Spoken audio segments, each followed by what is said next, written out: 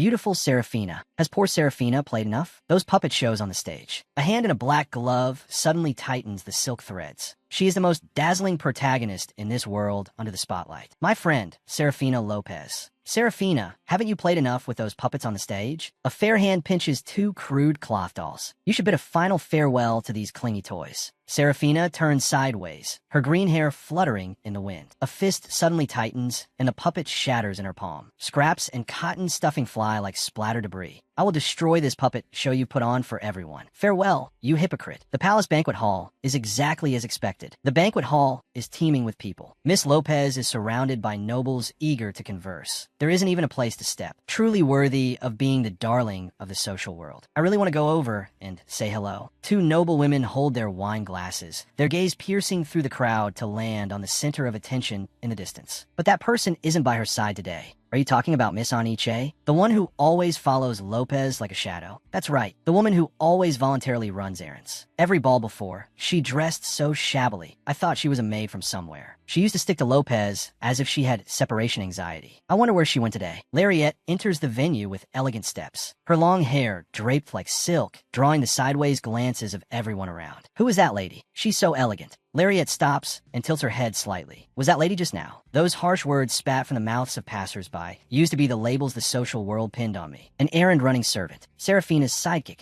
Enduring a clingy dependence akin to separation anxiety, even reduced to being a lowly shoe wipe. These nicknames, you let people call me that on purpose, didn't you? Serafina Lopez turns her face slightly. A cold arc curls at the corner of her mouth. A pink-haired noblewoman covers her face in amazement, her eyes closely following that profound figure. Which family's daughter is that? She's so beautiful. This dress is indeed beautiful, but unfortunately, it no longer suits the current me. Serafina sits on a red velvet bench, her green hair spread over her pink floral dress. She folds her hands over her knees. The surrounding discussion surges like a tide. Miss Lopez, would you be willing to dance a song with me today? Please consider me. I've been waiting for a long time. To me, you're the only dance partner. Serafina sits on the red bench, gently brushing the green hair by her ear. A shy smile hangs on her lips. Oh my, you saying things like that really makes me embarrassed. You are as beloved as ever, Serafina. Truly the recognized, most beautiful woman in today's social circles. Lariette walks through the noisy crowd. Gentlemen, please wait a moment. Serafina, I'm here. Serafina looks up, a flash of complex emotion in her eyes. Ah, Larry, sorry to keep you waiting. Because we moved separately, it took a little time. The surrounding noblemen freeze in place, their gazes locked onto that figure. Wait, is that Miss Aniche? Is this beautiful lady really her? Two noble women huddle together, their eyes vacillating between Lariette and Serafina. Is that really the gloomy woman from before? She's like a completely different person. And that dress isn't a custom piece from Madame Sonov. Even the hair accessories are the latest from the Sherman brand. Top-tier items like these. I'm afraid even Miss Lopez doesn't have them. Shoo, lower your voice. She'll hear you. Serafina's hands on her knees suddenly clench, her fingertips sinking deep into the fabric of her pink floral dress. She slowly stands up, her voice devoid of ups and downs. Laurie, you must have been looking forward to today's ball. You actually spent so much effort preparing. Serafina raises her hand and leans close to Lariette's ear. Her voice is barely audible. But what should we do? This dress and jewelry don't seem to suit you. Your looks are too ordinary, wearing such luxurious attire. Don't you feel it's out of place? Serafina lowers her gaze, her expression tinged with a hint of pity. You must have spent a lot of money. It's such a pity. If you told me earlier, I would have chosen something more suitable for you. After all, I'm the one who knows you best. Laurie, are you saying these words to me on purpose? Evangeline suddenly snaps her folding fan shut. A crisp sound rings out. The surrounding nobles move aside as a commotion breaks out in the crowd. Ah, that's Lady Claudius. Evangeline closes her deep blue fan, her blonde hair falling over her shoulders like a waterfall. Actually, I picked that dress myself. If Serafina is the lily of the social world, then at this moment,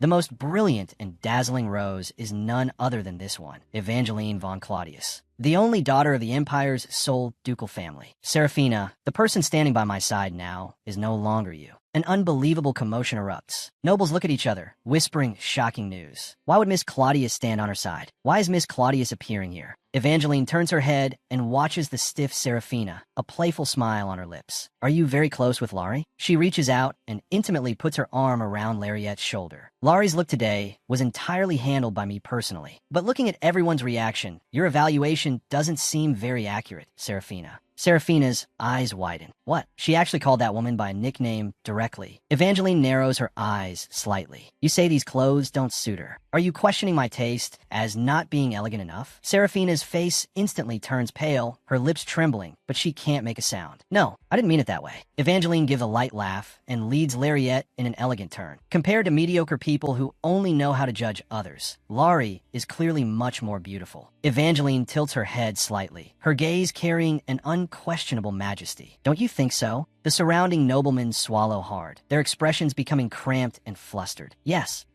I completely didn't expect Miss Aniche to be so beautiful. Miss Claudius's aesthetic eye is truly amazing. I'm certain she is definitely the most eye-catching lady at tonight's ball. Serafina stands not far away, her originally rosy cheeks turning deathly pale in an instant. She lowers her head, her shoulders starting to shake violently. Her voice carries a distinct sob. Laurie, how can you do this to me? I was just giving you advice as a friend. Are you treating me like this just because you got to know the Duke's daughter? Serafina raises her hand to cover her face, tears slipping through her fingers. Evangeline watches this scene coldly and lets out a contemptuous sneer. Because you can't refute me, you've started attacking Laurie? Please stop using tears to cover up your mistakes, Miss Lopez. Also, remember that friends shouldn't order each other around. She reaches out and firmly clasps the back of Lariette's hand. If you still want to maintain this relationship, shouldn't you apologize to Laurie first? Evangeline withdraws her gaze, no longer looking at that tear-streaked face. Let's go, Laurie. Lariette follows obediently behind her. All right, Miss Claudius. Serafina stands alone in the shadows, a muffled sob escaping her throat. She suddenly looks up, eyes still filled with tears, but her expression instantly becomes dark and terrifying. Huh, Miss Claudius. Miss Claudius, thank you for helping me just now. Evangeline stops in her tracks, her voice cold and clear. Listen carefully. I didn't give you this dress because I like you. If the person standing next to me looks shabby, it would make me feel humiliated. She turns her face slightly. The reason I spoke up is because I don't like my people being looked down upon by others. Evangeline turns around, her expression becoming a bit unnatural. To prevent this from happening again, just stay honestly by my side from now on. Do you understand? Lariette raises a finger and lightly touches her lower lip, a subtle smile flickering in her red eyes. Truly worthy of the rumored villainess, she lifts her elaborate white skirt and quickly catches up with the proud figure ahead. Of course, I will always stay by your side, Miss Claudius. You are everything to me. Evangeline's eyes widen. She allows Lariette to firmly hold her hands. This is simply the best ending. A few weeks ago, at the Johnson Manor Tea Party, sunlight pierces through the lush foliage, spilling onto the empty lawn and the neatly arranged tables and chairs. This is the world of Lariette Aniche. What is going on? The current me has actually become her. She looks around, her vision blocked by the thick cushions piled in her arms, making it impossible to see the road ahead. This absurd situation was only realized after she possessed the body. Lariette stands in place somewhat hurriedly, clutching the cushions in her arms. Sarah, are you okay? A man dressed in luxurious clothing approaches her, looking with concern at the green-haired girl sitting on the bench. I was worried you'd be tired, so I specifically brought cushions. Gregory kneels beside the bench, reaching out to lightly touch Serafina's shoulder, his tone full of concern. You've been sitting for so long. Do you feel tired? Did your back hurt? Serafina reaches out to cover Gregory's hand. Thank you.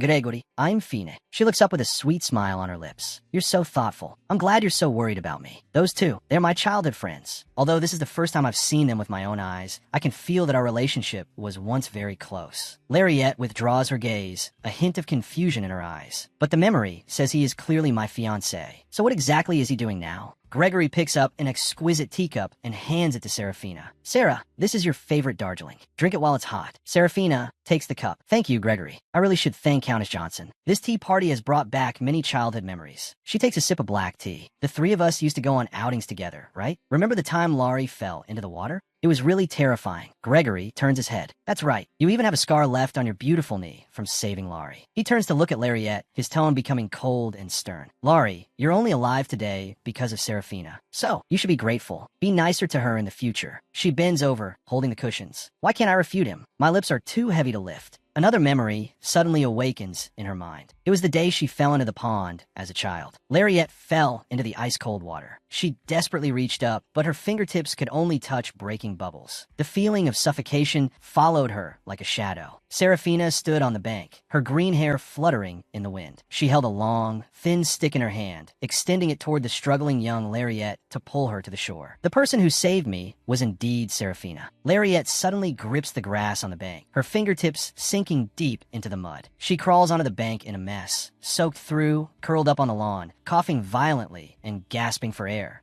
Serafina walks to her side, looking down at her. Laurie, are you okay? Serafina stands in the sunlight with a gentle yet cold smile on her lips. You should be more careful. She picks up her teacup and takes an elegant sip. Was everything just to make me owe this unpayable debt of gratitude? Is that why she is so submissive? Doing whatever she's asked without a word. Serafina lets out a startled cry, the teacup in her hand tilting slightly. Oh my! Lariette's eyes widen. Wait. Serafina tightly grabs Lariette's wrist. Laurie, I need your help. Can you help me pick those flowers in the pond? I can't reach them. She pulls Lariette toward the edge of the pond with a pure, innocent smile on her face. You know, you're my only friend, right? Serafina opens her arms and easily embraces Lariette. Serafina, the real reason I fell into the water was actually because of you, wasn't it? Oh no. I accidentally spilled my tea. What should I do? Laurie, my dress is wet, and my shoelace seems loose too. I'm really a mess right now. She lightly brushes her chest with her right hand, her eyes reflecting a sense of entitlement. Can you come over and help me? Lariette stands in place, holding the heavy cushions. Why did I ever endure this kind of person before? Gregory suddenly turns around, his brow furrowed. Laurie, what are you doing? Sarah is in trouble now. Hurry over and help her. He walks quickly toward Serafina, reaching out to support her shoulder with gentle and urgent movements. Sarah, don't worry. Laurie will come to help you right away. In the distance, noble ladies gather, their gazes sweeping back and forth over Lariette. Whispers spread through the air. Miss Aniche is working like a maid again. It seems that's the only way she can stay by Miss Lopez's side, even though she heard those harsh mocks. Why is this body still obeying involuntarily? She kneels on the grass, her hands humbly arranging the hem of Serafina's dress. The surrounding discussions intensify. She is the successor of Viscount Aniche, yet she kneels on the ground without any dignity. She's simply Miss Lopez's sidekick. That dark, gloomy dress makes her look even more like a lowly servant. With Aniche as a foil, Miss Lopez's beauty is indeed more outstanding, isn't it? Lariette Aniche, you heard those insults. Do you really intend to just sit here and wait for death? They're looking down on you from a height, manipulating your strings as if you were a puppet. Lariette suddenly looks up, a fire of anger igniting in her red eyes. Aren't you even a little bit angry? Lariette, don't give up as easily as it's written in the books. Absolutely do not silently endure all of this. Get lost, you eyesore. Lariette lets out a roar, her arms suddenly exerting force to flip Serafina over from her high position. Her movements are decisive and ruthless. Serafina lets out a scream, her body losing balance and toppling backward. She falls heavily. She falls onto the grass, lying on her back in a mess. Serafina's eyes are wide, her cheeks flushed with extreme shock. Her hands are frozen in midair, completely unable to understand. What happened? Gregory glares forward in anger. Lariette, are you crazy? What on earth are you doing? Lariette looks down at her right hand, her fingers trembling slightly in the air. Oh, she slowly raises her head, her dark hair floating in the breeze. Her originally stiff body now feels incredibly light. I can finally act according to my own will. In a novel titled Lovely Serafina, Sarah once lived in a remote, small village. Although she wasn't wealthy, she always generously helped the poor. This was a performance born of her kind heart. People were moved by this innocence and worked together to fund her entry into the social world. Everyone hoped she would find a good man. However, because of Evangeline Claudius's jealousy and malice, she had to face cruel trials. Brave sera overcome. That all hardships. They finally found true love and lived happily ever after. In this story, I'm just a childhood friend with zero presence. Even in the illustrations, there's only a view of my back. She raises her hand to her forehead. A character whose face is hidden is truly obviously pathetic. And then Gregory rushes forward. Sarah, are you okay? Should I call a doctor?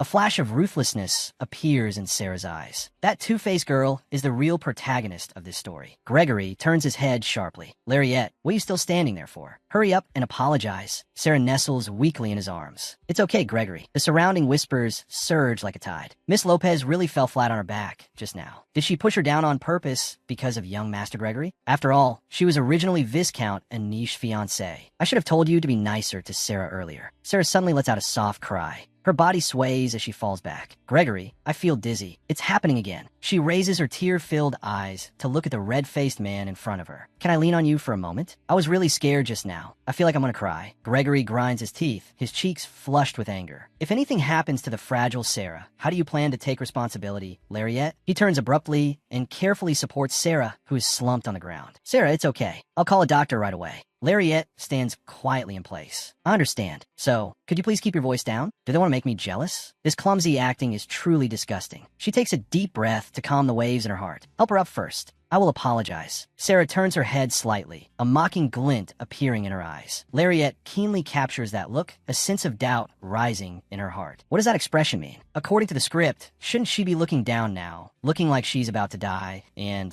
waiting for me to apologize? Lariette, what is wrong with you? Why have you suddenly become so unreasonable? As Miss Aniche said, wouldn't it be better to stand up first? Countess Johnson folds her hands in front of her. Young Master Gregory and Miss Lopez, to ensure our distinguished guests are not harmed, we have made full preparations in advance. Do you need to be sent to the lounge? Gregory suddenly looks up, his eyes wide. Just laying down a carpet. You dare call that full preparation? Fragile Sarah could suffer serious injury, even from a tiny impact. I think it's safer to just call a doctor directly. Countess Johnson watches this scene in silence. What? What nonsense are you talking about? The meticulously manicured soft lawn is covered with the highest quality carpet, and even the refreshments were prepared in advance, according to the guests' tastes. Dozens of maids are lined up, ready to assist guests at any time. Gregory, your words just now completely ignored the host's thoughtfulness. Aniche raises her hand to massage her temple. There are thick, soft cushions everywhere. If Sarah fell on those, do you really think she would be hurt? If rumors spread that someone was injured at the tea party, the host's reputation would be ruined instantly. I will never allow such a thing to happen. She takes a step forward. I apologize to you, Countess Johnson. The accident just now happened while I was checking Miss Sarah's shoes. Because of my mistake, a commotion was caused. I am very sorry for making everyone worry. She bows deeply, her posture humble, yet her tone calm. Gregory is stunned, falling while checking shoes. What kind of ridiculous situation is this? Lariette raises her hand and lightly brushes her hair. Since the shoelaces are tied tightly, it's even stranger. Should I have checked more carefully? Sarah suddenly pulls back her foot, her body stiff with alarm. Lariette folds her hands. I'm sorry, Serafina.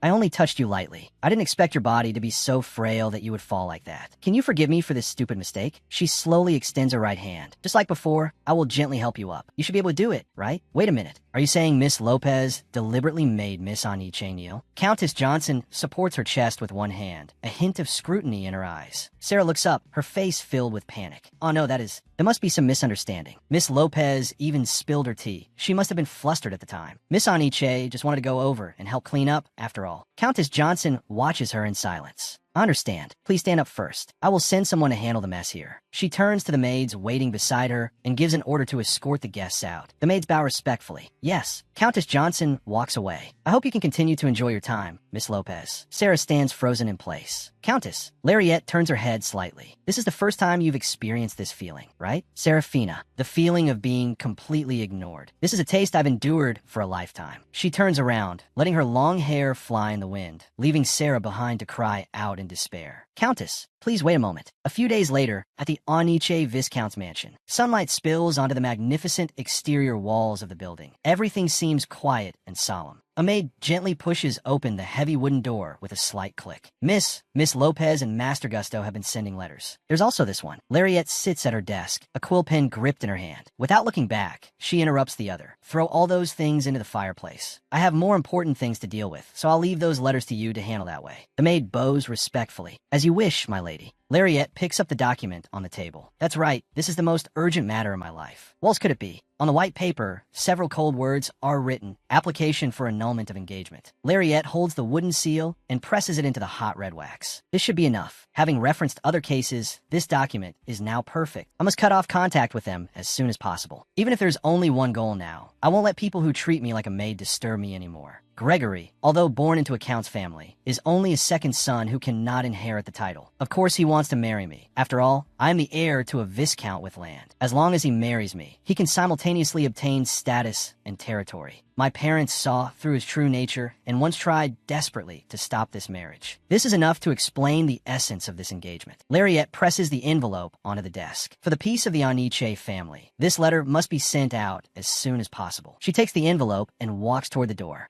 The door is suddenly pushed open. Gregory strides into the room, his breathing rapid, his expression dark. He looks anxious. Lariette retreats half a step in shock. Gregory stands at the boundary of light and shadow, his brow furrowed, his eyes reflecting suppressed anger. The maid follows closely behind, appearing at the door with a panicked bow. Miss, I wanted to ask him to wait in the drawing room first, but it's okay. You and Hans wait outside first. The maid withdraws obediently, gently closing the door. Lariette raises her fingertips and gently rubs her aching temples. Gregory, do you really intend to just barge in like this? Lariette, how rude can you be? He disregards etiquette and questions her loudly. You don't reply to letters. You even ignore my summons. Are you crazy? Barging into my room without knocking. Gregory, aren't you the crazier one? She raises her chin slightly, her tone steady and cold. I was sick, so I couldn't reply to letters. Is there some emergency? Gregory takes a step closer. After you left like that on the day of the picnic, do you know how much trouble I got into? Hurry up and apologize to Sarah and me. Ew. Lariette suddenly bends over and presses the back of her hand to her lips, coughing violently. Cough, cough, cough. She looks up slightly. What did you just say? I didn't hear clearly because of the coughing. Could you please say it again? Gregory freezes in place, his mouth slightly open, his expression appearing somewhat at a loss.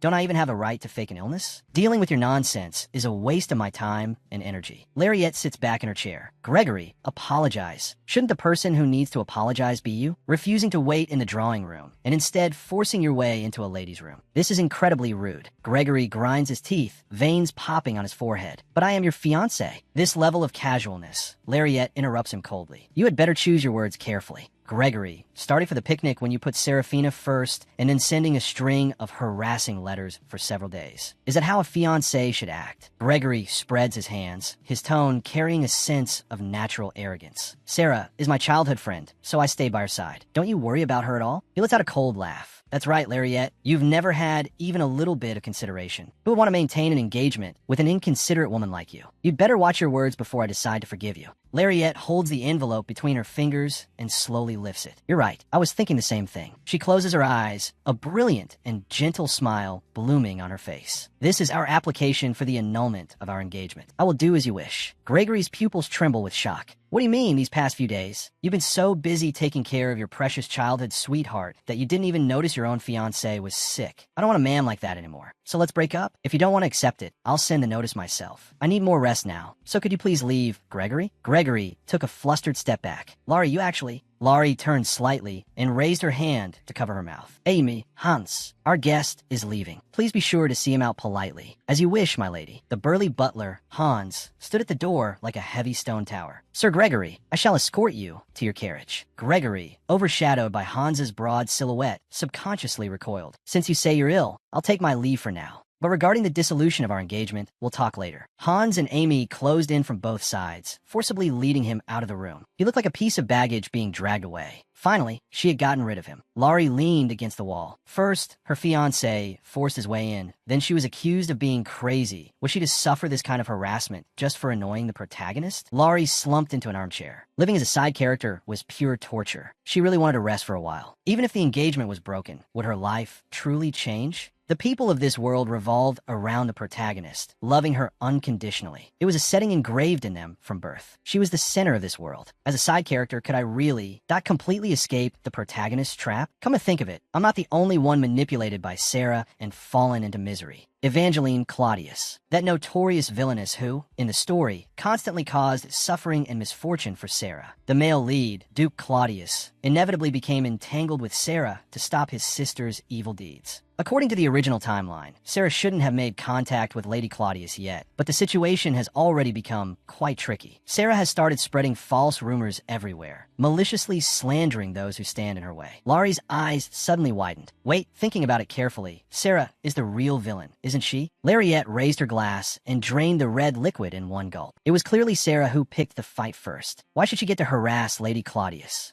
Laurie set down her glass and let out a heavy sigh. Both that lady and I are victims of unprovoked harassment. Perhaps we can make Sarah taste the consequences of her own actions. If I join forces with Lady Claudius, who shares my plight, what will happen to the story? Can't we break this agonizing cliche? A deep curve formed at the corners of her mouth, right? This will work. Lariette stood up from her seat. I've thought of a brilliant idea. The next morning, a letter sealed with wax was slowly opened with a paper knife. Evangeline sat on a soft chair by the window and unfolded the letter, her eyes scanning the handwriting. She tilted her head slightly, a playful smile appearing on her lips. Duke Claudius walked in and watched her rare smile. Evangeline, who is the letter from that makes you so happy? Actually, I've never heard of her before, but I can say for sure that this young lady is quite bold. Evangeline picked up an exquisite teacup and took a sip of black tea. Laurie rested her chin on her folded hands, her eyes filled with unconcealed anxiety. Amy, is that true? The maid, Amy, stood by the bed and bowed slightly. Yes. Yesterday, you indeed. Laurie recalled her absurd actions from the day before. Amy, send this letter to Lady Claudius. As quickly as possible. She absolutely must see it. Amy spread her hands helplessly, her brow furrowed. You've said that more than 10 times already. Laurie suddenly collapsed onto the bed. I'm going crazy. I'm really going crazy. I don't even remember what I wrote in the letter. Even if I wanted to send a letter, I shouldn't have written it while drunk. Laurie closed her eyes in pain. I really wish I could go back to yesterday. What if I wrote something strange or the whole thing is full of typos? The door was pushed open gently, and a maid walked into the room hurriedly. My lady, a guest has arrived. What should we do? Laurie looked confused. A guest? Who is it? The maid bowed slightly and lowered her voice. It's Miss Lopez. Laurie's gaze instantly turned cold. Even after sending Gregory over, she still hadn't gotten the apology she wanted, so now she plans to come and cause trouble in person. She stood up. Mary, Amy, tell the young lady. Laurie raised her hand to tidy her hair at the temples, a cold smile on her lips. Say I'm feeling unwell. If she wants to see me, tell her to come up herself. Sorry, Sarah, but I'm not in the mood to play this boring game with you anymore. Sarah suddenly pushed open the door. Laurie, I heard you're not feeling well. Are you okay? She walked in quickly and grabbed Laurie's hand, her eyes full of concern. You just said you weren't feeling well. How are you now? Laurie calmly withdrew her hand. Thank you for your concern. I'm feeling much better now. Sarah looked around, her tone carrying a hint of testing. I thought you couldn't even stand up. You've never. Call me to your room before. Laurie lowered her eyes to hide the coldness within. Since I'm unwell, why should I force myself to go to the parlor to see you? That's right. In the past, you always called me over. I never even sat in your family's parlor once. That feeling. It was more like being a maid on call than a guest. If you really miss me that much, I'm sorry. Serafina. Sarah looked at her in silence. Oh, my Laurie. Sarah leaned down, her hands tightly gripping the other's shoulders. If that you had said something sooner. I really didn't know you felt this way all along. Laurie stared at the other's reflection, her breathing becoming heavy. Her body began to tremble involuntarily. This was physiological fear. A single sentence from Sarah could still make this shell of a body shudder. But I can no longer remain silent. I must overcome her. Laurie, if I could just speak confidently like I did just now, The door was slammed open. The maid, Amy, holding an envelope high, rushed into the room. My lady, a reply. A reply has arrived. What? Amy stood there panting. Lady Claudius. That has sent a reply. Laurie's eyes widened. Is that true? Amy nodded vigorously. The Duke's family even sent a carriage directly. This is definitely an invitation. Understood. We'd better start preparing immediately. Sarah stood to the side, her expression becoming dark and solemn. Lady Claudius? Why would she send you a letter? The lady had actually sent an invitation. Sarah stepped forward quickly, her tone becoming sharp and urgent. Laurie, stop fooling around. How could you have an invitation that even I haven't received? Her reaction now was far too exaggerated. Sarah suddenly grabbed Laurie's wrist with incredible force. You just said that was a reply. What on earth did you send to the lady? I want to know what you said to get that invitation. Laurie was pulled forward. Sarah's reaction was even more intense than expected. Why was she so obsessed with the lady's affairs? She forcefully shook off Sarah's hand. Even for a friend, this level of prying. That is too much. She turned around, her back to Sarah. Please leave, Serafina. I have to prepare to see the lady now. Sarah froze in place, her eyes full of disbelief. What? Laurie calmly instructed the maid beside her. Amy, please see our guest out. Sarah grit her teeth, her gaze dark as she stared at Laurie's back. Laurie, I'm really worried about you. Has this illness burned your brain? Laurie paused slightly. Who knows? Perhaps my mind has never been as clear as it is now. Then, allow me to see you to your carriage, Miss Lopez. The door clicked shut. Laurie stood alone in the empty room, looking down at the letter in her hand, her body still trembling slightly. She took a deep breath, and her tense shoulders finally relaxed. Did I really just kick Serafina out? This is the first time. Wow, this feeling is truly amazing. White doves flew past the Grand Ducal Mansion. The carriage slowly pulled up next to the fountain square. Miss Anstey, please come this way. Laurie stood before a magnificent full-length mirror, repeatedly adjusting her elaborate lace bow. I came in such a hurry. Do I still look decent? The lady must have invited me because she liked my letter, right? I just hope she doesn't think I'm a weirdo. The heavy wooden doors were slowly pushed open, and a beam of light poured through the gap. Laurie straightened her back and walked into the drawing room, filled with the scent of flowers. She suddenly stopped, her eyes widening in surprise as she stared at the scene before her. Her breath hitched. Evangeline stood on the terrace, surrounded by flowers, her blonde hair falling like a waterfall over her dark dress. She slowly turned her head, her gaze cold and noble. Laurie froze in place, her breathing completely stopping in that moment. She had read countless novels, but had never felt such a heart-fluttering sensation for any character. Her heartbeat was clearly audible in the silent room. Evangeline turned slightly. "Are you?" She raised a hand clad in a lace glove and gently brushed a strand of hair behind her ear. "Miss Ansi, correct?" Laurie's mind went blank. She was truly too beautiful. Her heart was beating so fast it felt like it would explode. Evangeline quietly watched the young girl before her. Laurie suddenly snapped out of it, her body stiffening. "Ah, yes." She lifted her floral skirt and performed a deep, courtly bow. "I am Lariette Ansi, paying my respects to Lady Claudius." Evangeline nodded slightly and pointed to the sofa opposite her. "Please have a seat." Laurie sat down carefully. "Thank you.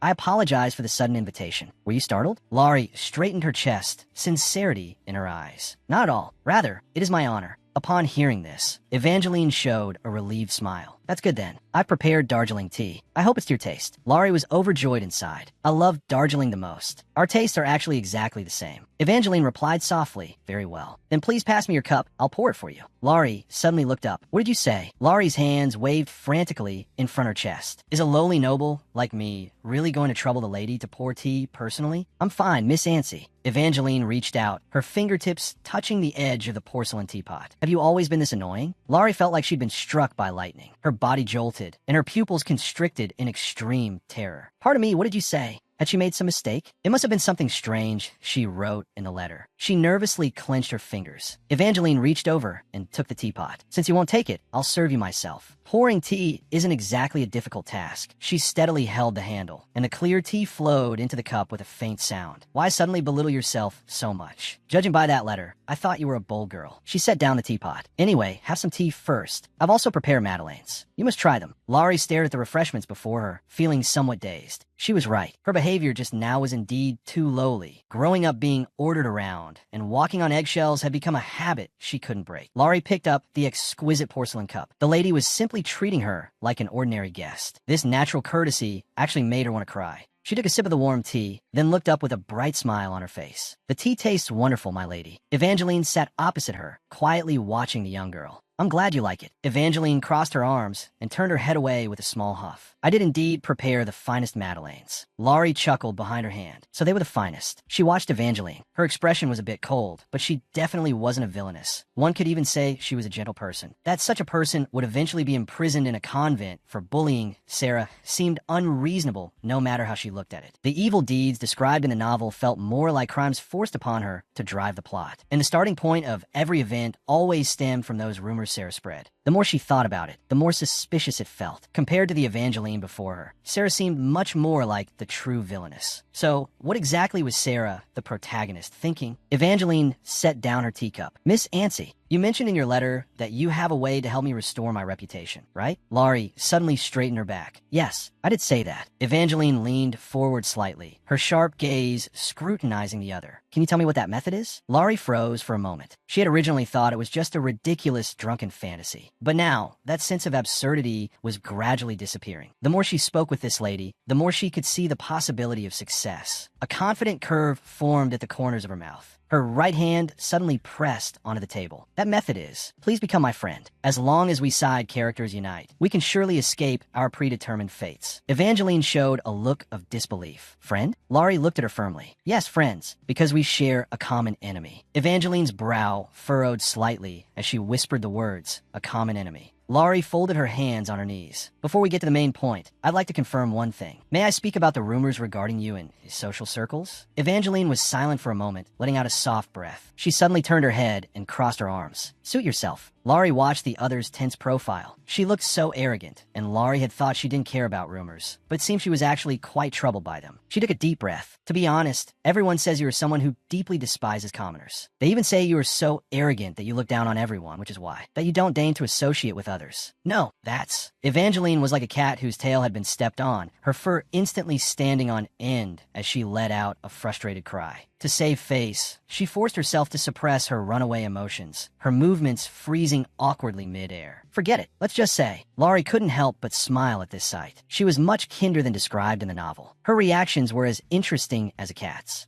As long as you make friends and show the world your harmonious side, your reputation will naturally recover. If you can lower yourself to be close with a lower-ranking noble like me, people will feel that you are no longer unapproachable. Evangeline lowered her eyes thoughtfully. Even if that's true, who is this common enemy you speak of? Laurie held her breath. It was time to throw out the bait. I suspect that your reputation is currently being targeted by Sarah. Evangeline's eyes snapped open, her pupils trembling with shock. Exactly. She slammed her hand onto the table with a dull thud. Evangeline suddenly stood up. That woman uses other people's kindness to spread rumors. She has no bottom line. She acts frail on the surface, but manipulates everyone behind their backs. Did that woman push trouble onto you too? Seeing the other's excited reaction, the weight in Laurie's heart finally lifted. It seemed she had already noticed Sarah's true face. This was very fortunate for her. Yes, I have also suffered because of her. Evangeline let out a cold snort. I thought your eyes were on the soles of your feet. After all, you used to follow Lopez around like a shadow with your head down. Does she have some kind of dirt on you? Or is there something wrong with your back? My bones were practically breaking just watching you like that. Evangeline stopped smiling, her expression becoming solemn. If this so-called common enemy is Lopez, does that mean you will never associate with that woman again? Laurie's gaze became cold and resolute. As I said, I will never maintain that facade of friendship with Sarah again, because she never saw me as a friend. She didn't even see me. Not as a human being. If a follower who was once inseparable from her suddenly chooses to join forces with you, people won't just wonder why I left Sarah. They'll speculate about why I chose you. Once these rumors pile up, it will be a heavy blow to Sarah. As long as we keep weakening her reputation, she will eventually show her true colors. Evangeline fell into a long silence. That is indeed not a bad strategy. She stood up and walked slowly toward the terrace. But Miss Ansi, isn't this our first meeting? I don't have enough confidence to take action with you yet. She tilted her head slightly. Have you really cut ties with Lopez? After all, you two were so deeply entangled. Laurie sat quietly. She was doubting her. It wasn't surprising. Sarah was bit by bit destroying this lady's social circle. Her appearance might seem more like a trap to her. Laurie stood up to break this suspicion. It's actually very simple. If you suspect I'm a spy, please don't worry. I can prove to you, right here and now, my determination to completely sever ties with that girl. She held out her right hand. If you still feel reluctant, then how about we try being temporary friends for a while? Evangeline was stunned. Temporary friends? The carriage wheels rolled over the cobblestone road with a dull vibrating sound. Your Grace, we have arrived at the mansion. It's rare to see you return at this hour. De Clysai's expression showed a rare hint of relaxation. Occasionally, such days are needed. The state council meeting ended earlier than expected. He scanned the view outside the window absent-mindedly and let out a curious hum. Is that Evangeline? Who is the young lady with her? A new friend? Watching Evangeline talking with someone else, a playful smile formed on his lips. He let out a soft laugh. It's been a long time. Just a moment ago, you were belittling yourself, and now you're confidently reaching out to me? To me, a high-ranking noble lady? You truly are a bold young lady. How do you plan to prove it? She was quite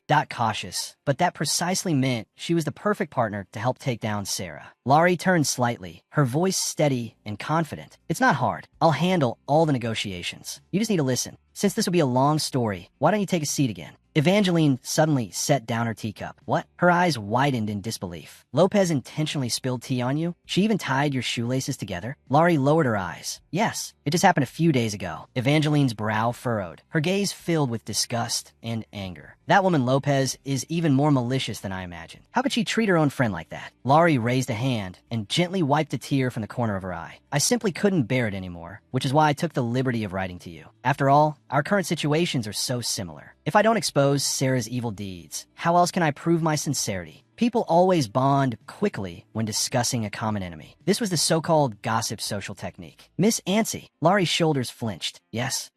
Evangeline firmly grasped the other's hands. Although you are indeed a bit irritating, you haven't done anything wrong. Choosing to cut ties now is the right thing to do. Stop wasting your time on someone like that. Laurie lowered her head slightly. Thank you for your comfort. However, she firmly squeezed Evangeline's hands back. Does this hand mean you are willing to accept me as a friend? Evangeline was startled by this sudden intimacy, her body jumping back like a cat whose tail had been stepped on. Don't misunderstand. We haven't reached that level yet. It's just temporary friends. Temporary. Laurie showed a brilliant smile. Even as a temporary friend, it is my honor. I'm glad you could accept me. Evangeline rested her chin on one hand and fell into thought. Since you can expose Lopez's evil deeds without hesitation, I'm certain you're on my side. I was worried about how to restore my reputation. Your appearance has actually been a big help. This young lady seemed a bit impatient. In the original novel, she didn't have this kind of personality. Evangeline crossed her arms, her fingers tapping irritably against her sleeve. Those strange rumors have made me walk on thin ice, both inside and outside outside the mansion. She lowered her eyes slightly, her expression showing resentment and frustration. It's not just me. The entire ducal household is uneasy because of these rumors. After all, my dignity represents the pride of the family. My brother even threatened to cut my allowance if the rumors continue. Isn't that despicable? Laurie listened quietly to the complaints, her gaze gradually deepening. Wait, is this the direction of the original work? The troublemaking sister, who was eventually exiled from social circles. Were those few lines of description in the original work actually starting in this way?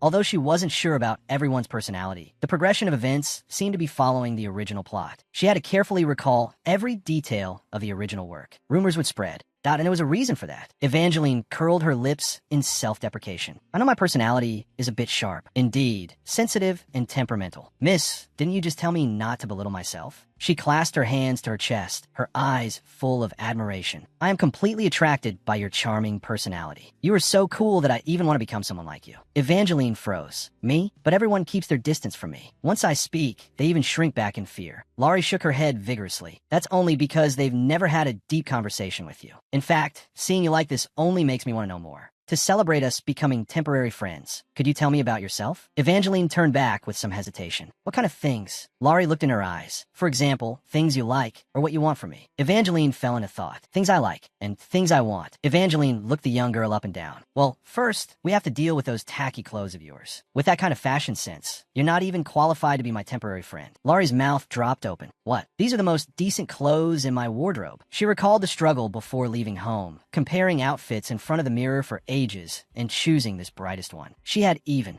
checked it repeatedly before setting out. Evangeline sighed helplessly. It can't be helped. I'll recommend a salon I'm familiar with. Listen carefully, Miss Ansi. Since you're already out, let's go for a walk. I've always wanted to try strolling in the garden with someone my own age. Laurie's eyes lit up and a bright smile blossomed on her face. I will be delighted, my lady. The sunset glow filled the courtyard. Unknowingly, their conversation had lasted the entire day. Laurie bowed slightly. Today has been very pleasant, my lady. Evangeline turned. In that case, why not stay for dinner? My brother happens to have returned early. Laurie's heart skipped a beat and her smile froze. Encountering Sarah's future partner was absolutely the worst possible situation right now. She shook her head gently. I cannot trouble you any further. Being able to talk with you is already the best gift for me. Evangeline seemed to suddenly remember something. Gift? That word reminded me. I have something to give you. Laurie's eyes widened in surprise. For me? Evangeline turned around. Wait for me here. I'll be right back. Don't go away, Miss Ansi. Laurie stood obediently in place. Okay. I'll wait here. Evangeline walked quickly up the steps, her shoes clicking sharply against the stone tiles. But she stopped abruptly at the corner. Excuse me, Miss Ansi. Were you really just listening and didn't say a single word? Laurie blinked rapidly. Sorry, I thought I had answered all your questions. Evangeline tossed her head. How frustrating. What I want to know is about your preferences. We'd better get to know each other better. Don't be like you were with Miss Lopez, just blindly, not catering to others. Do what you like. After all, you and I are temporary friends now. Laurie froze in place, her pupils widening in surprise.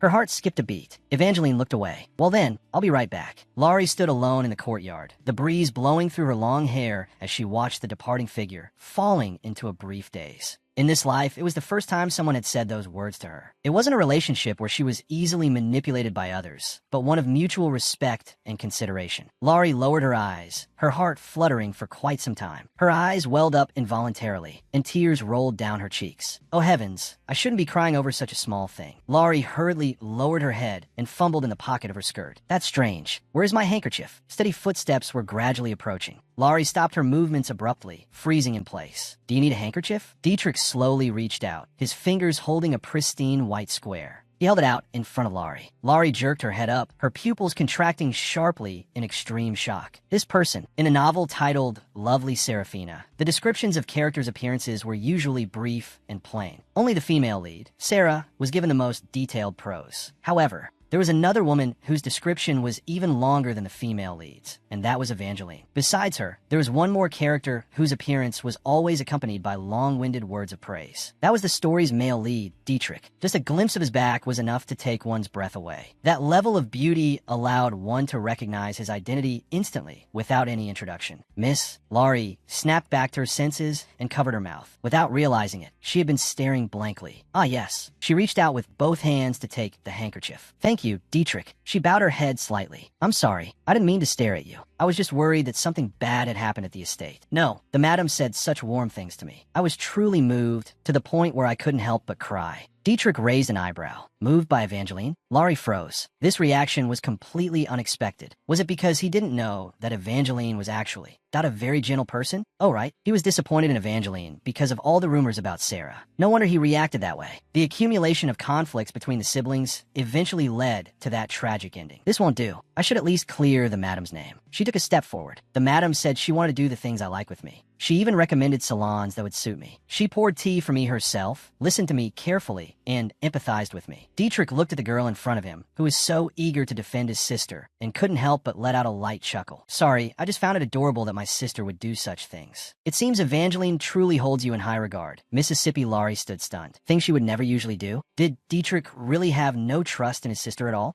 She had just said it was because of the madam's personality. Her cheeks instantly turned scalding hot, as if steam were about to rise from the top of her head. Overreacting at their first meeting. How embarrassing. Laurie lowered her head in awkwardness. I see. Dietrich watched the flustered girl before him, his lips curling into a polite arc. It is quite rude for a man to intrude upon a ladies' gathering. Then, I shall take my leave. He bowed slightly, performing an impeccable gentlemanly salute. Well then, miss, I look forward to greeting you formally next time. Laurie stood dazed, watching Dietrich's departing back. Heavens, not only is he handsome, but even his manners are perfect. Just looking at Dietrich's face made her feel completely healed. Laurie tilted her head and let out a confused hum. Oh, right, I haven't returned the handkerchief yet. Evangeline carried a heavy flower basket and held it out to Laurie. These are roses grown at home. The quality is quite good. Take them. Laurie took the basket somewhat awkwardly. I haven't prepared a return gift yet. Thank you. I'm so lucky to receive such a beautiful flower basket. Evangeline crossed her arms over her chest. Flower arrangement isn't anything special. What matters is the variety. These flowers will look good in your room.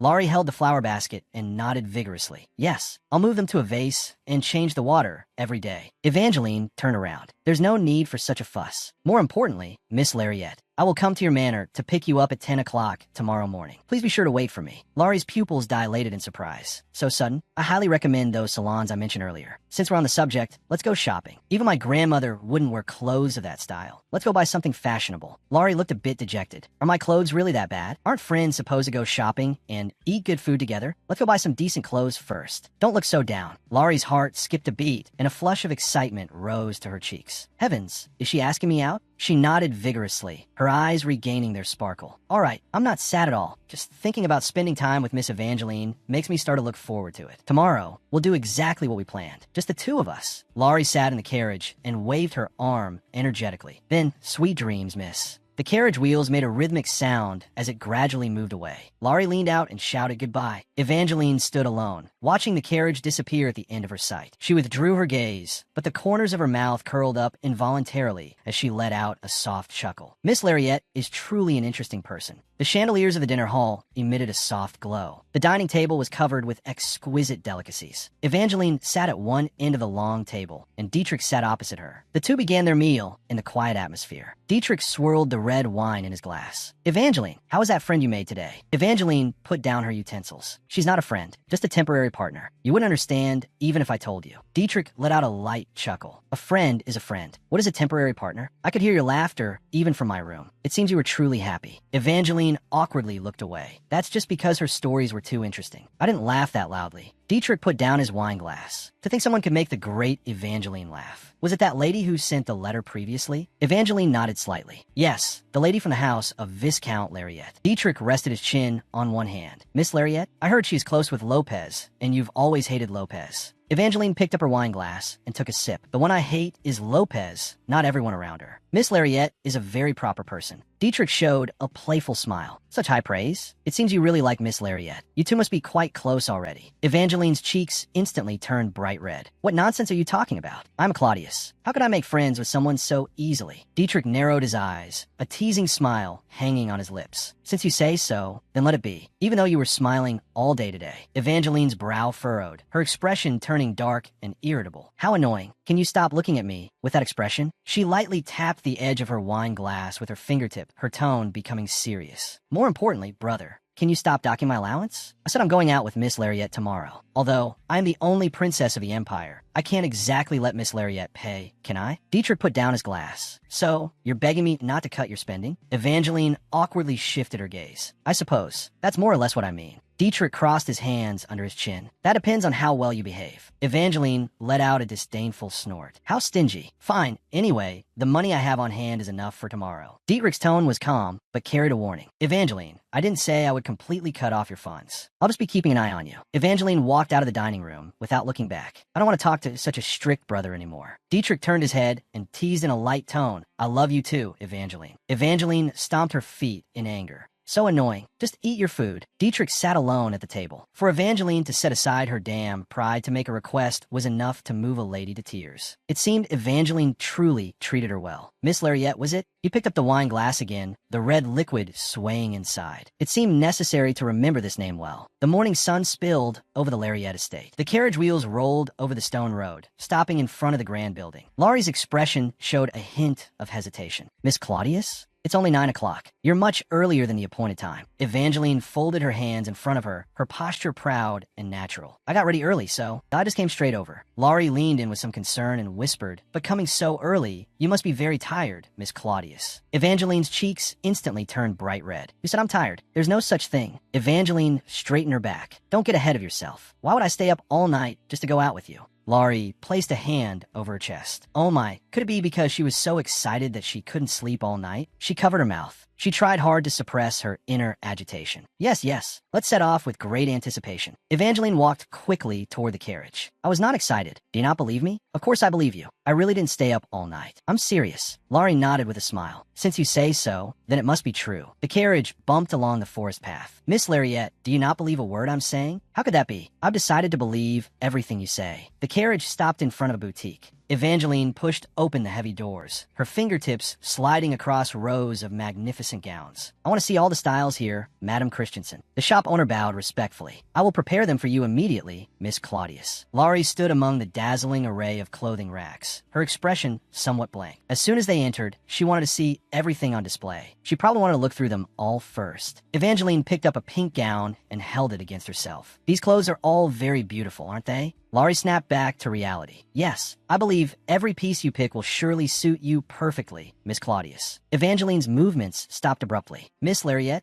Evangeline's expression turned dark, and a chilling aura radiated from her. Did you forget? We came here today to buy clothes for you. Laurie was intimidated by this aura. She was like an angry tigress. She nervously wrung her hands. But, Miss Claudius, I don't need this many clothes. Evangeline suddenly reached out and gripped her shoulders. This isn't just for you. It's also for the days I'm about to spend with you. Evangeline looked away, an imperceptible flush rising to her cheeks. Anyway, no more explanations needed. Go and try on the clothes the owner gave you. She pushed Laurie toward the fitting room without allowing any argument, her movements forceful, yet carrying a hint of urgency. Hurry up and go in. A moment later, Evangeline sat alone on the sofa, flipping through a fashion catalog in her hands. Miss Claudius, I have coordinated several very suitable styles for Miss Lariette. Please have a look. Laurie changed into a pure white inner gown, her hair neatly pinned up and adorned with exquisite pearls, highlighting a cool and noble temperament. Next, she changed into a primrose yellow floral gown with a pale brown ribbon tied at the waist, as if she were wearing the vitality of spring itself, appearing lively and spirited. Finally,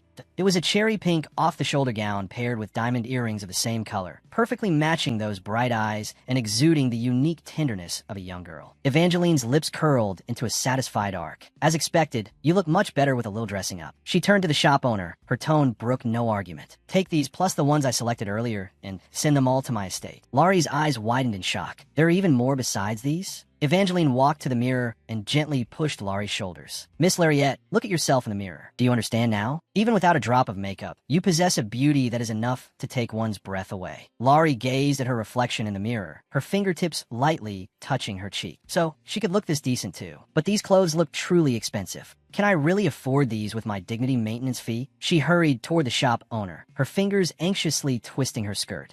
Madame. Laurie took a deep breath. I'm very sorry. May I ask if I can pay in installments? Or could you help me return a few pieces? Evangeline's expression became exceptionally ferocious. Miss Lariette, she was like an enraged beast. Did you actually think I would let you pay for clothes I personally picked out? Laurie shrank her shoulders in fear, stammering her defense. But, Evangeline let out a cold snort. I was the one who insisted on dressing you up. That way, we'll look proper standing together. So, there's no need to act so lowly. Madam, send today's bill entirely to the Duke's residence. The shop owner bowed deeply. As you wish, Miss Claudius. Evangeline pushed open the boutique doors. Now that I've dressed you up in a way I like, shall we move on to the next step? Laurie stopped, a hint of confusion in her eyes. The so-called next step is, go to a very wonderful place for lunch. I put in a lot of effort to reserve a table there. She took brisk steps forward. Follow me, Miss Lariette. Laurie watched that proud and magnificent back, a ripple of emotion rising in her heart. Oh my, what should I do? She lifted the hem of her pink gown and hurried after her. Her leather shoes made a crisp sound on the stone road. I think I'm about to fall in love with Miss Claudius. Laurie jogged to catch up with the figure ahead. Please wait for me, Miss Claudius. Inside the restaurant, every seat was taken. Elegantly dressed guests were talking in low voices, and the air was filled with a sophisticated and languid afternoon atmosphere. This is my first time in a restaurant with such an atmosphere. The food here is very good. It should suit your taste. Evangeline stopped. Go sit at that window seat first. I'm gonna touch up my makeup and we'll be right back. Order whatever you like. Laurie obediently watched her leave. All right, please take your time, Miss Claudius. She pulled out the heavy, padded back chair and sat at the window table. Sunlight streamed through the bright floor-to-ceiling windows onto the table. Laurie looked up at the guests talking and laughing in the restaurant. The people here looked so happy, tasting delicious food with a compatible companion, sharing laughter in an ordinary daily life. She tightly gripped the menu. Now, I can finally enjoy all of this too. This is my first meal with Miss Claudius. I must choose carefully. Laurie flipped through the menu, her fingertips sliding lightly across the paper. I wonder what she likes. Lariette? A familiar voice sounded from behind. Laurie froze instantly. Is it really you, Lariette? Sarah stood nearby, clutching an exquisite handbag. Just when she thought the happy moment had finally arrived, trouble always came uninvited. The role of a supporting character was indeed persistent. She stiffly turned her head. Of all places, I saw your back just now and wondered if it was you. These clothes, I haven't seen them before. Are they new? Yes. My old clothes look too shabby. Sarah stared at the pink handbag, her gaze gradually turning cold. That bag doesn't look cheap either. What is going on? She suddenly leaned in, her voice very low. Oh, weren't these personally picked for you by me? Laurie's expression showed a hint of aloofness. I'm sorry, but those old clothes were even considered outdated by my grandmother. So, I decided to buy some new ones and clean out my entire wardrobe while I was at it. That shouldn't be a problem, right, Sarah? Sera Froze. She used to only wear the scraps I threw away. Why did she suddenly become so dazzling? Does she really have some unspeakable secret? She suddenly widened her eyes. Wait, if I look closely, are the bag and the dress both Madame Christensen's work? Sarah gritted her teeth, jealousy surging wildly in her chest. Those luxury items that even she didn't dare hope for. How on earth did Lariette get her hands on them? Gregory, hold this bag for me. Gregory stepped forward and stopped in front of Lariette. A suspicious flush rose to his cheeks. Lariette, could it be that you dressed like this just to get my attention? Sarah stood in place, looking at the scene before her in disbelief. What was this guy saying? Lariette's eyes widened and her lips parted slightly. She was overcome by a massive sense of absurdity. What the? He's actually blushing? Gregory turned around, trying to hide his bashful appearance. You deliberately ignored me for several days, and now you're waiting here specifically to make up with me? Since you've worked so hard, we'll reluctantly join you. Lariette turned away in disgust. His attitude changes just because I dressed up a bit. Truly shallow and transparent. Gregory, I have a prior engagement. Don't flatter yourself. Go away quickly. Gregory stopped. What? But I am your fiancé. What nonsense are you talking about? The breakup letter was sent to you long ago. Why are you still clinging to that title? Her tone was icy, without a hint of warmth. Unless you're here to accept the breakup, I have nothing to say to you. Please leave. He roughly grabbed Lariette's wrist. Nothing to say? By what right do you get to decide alone whether the conversation is over? Stop joking around with those letters. Lariette struggled desperately. What are you doing? Let go. Gregory didn't let go. Instead, he increased his grip. Those letters were burned by me long ago. So, let's talk again, Lariette. Let me go. If I have to, I'll send another document. Are you really going to do something you'll regret? Gregory tightened his grip, his tone full of threats. Besides me, who else would be willing to marry a woman like you?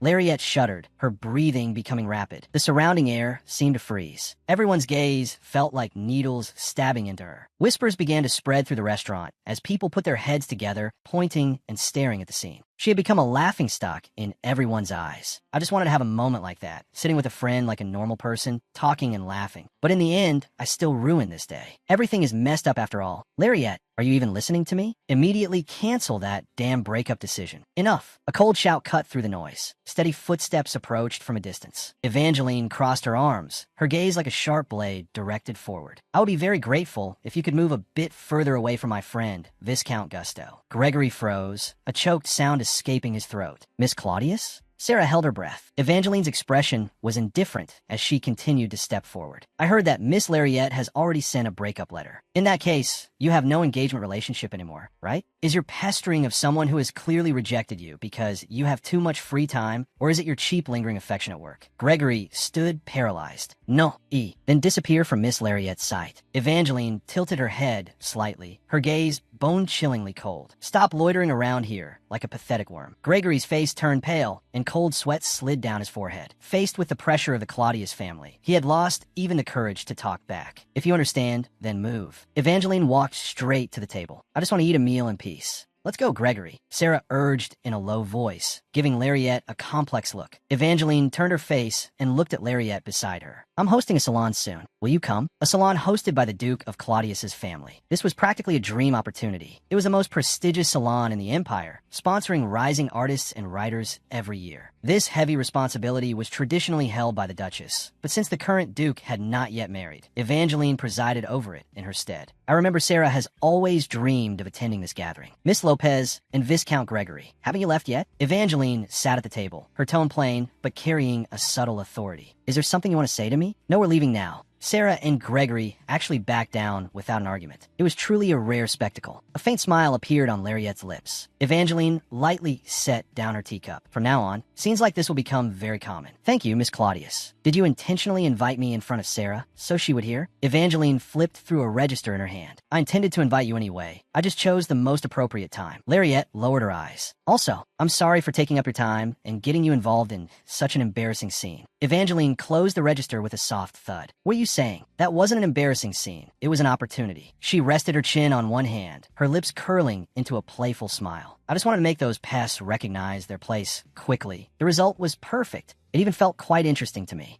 So that's how it was. Lariette looked up, her eyes shining with relief. As long as she could be with this lady, her happiness seemed like it could spread infinitely at any time. As expected of her lady, she really was the best. Miss Lariette, what do you like to eat most? I'm fine with whatever you like. Evangeline tilted her head slightly. Do you think having someone to back you up means you can imitate my tastes? Well then, do you like apples? Yes, very much. Sura, what should I do? Gregory chased after her on the street, asking in a panicked whisper. It seems Lariette really intends to break up with me. If I don't have this marriage, my title. Gregory, Sura stopped. Could you please shut up for 1 second and let me think? She slowly turned her head, her gaze cold and sharp. I'm sorry. Gregory was intimidated by that aura and instinctively shrank his neck. That Lariette, who was always so quiet, is actually so close with that lady. Sarah gritted her teeth, her fingertip pressed against her lip. What exactly is going on? Could her abnormal attitude these past few days be entirely because she has that woman's support? This can't go on. I must find an opportunity to talk to Lariette again. To Lariette. The letter slowly unfolded between her fingertips. Miss Lariette, did you sleep well last night? Did you put on that set of clothes I gave you? Just as you said, I believe you've already thrown away that trash. Those clothes Lopez gave you were never given with good intentions from the start. You should be well aware of that. Since you signed a friendship contract, you should fulfill it properly. When are you coming to the manor to see me? It's not because I want to see you. It's just to fulfill the contract. Do you understand? How cute. She's clearly not being honest. Lariette looked down at the letter and let out a light laugh. When you come to the manor, remember to wear that sky blue dress I gave you. That dress suits you well, Miss Lariette. The sun during the day is very strong, so you must use the parasol we picked out together. Also, tidy up that hair you drag around like an introverted ghost. I don't want to be friends with a ghost. Write back and tell me when you're coming, or you can just come over without replying. I will be waiting. Your contract friend, Evangeline.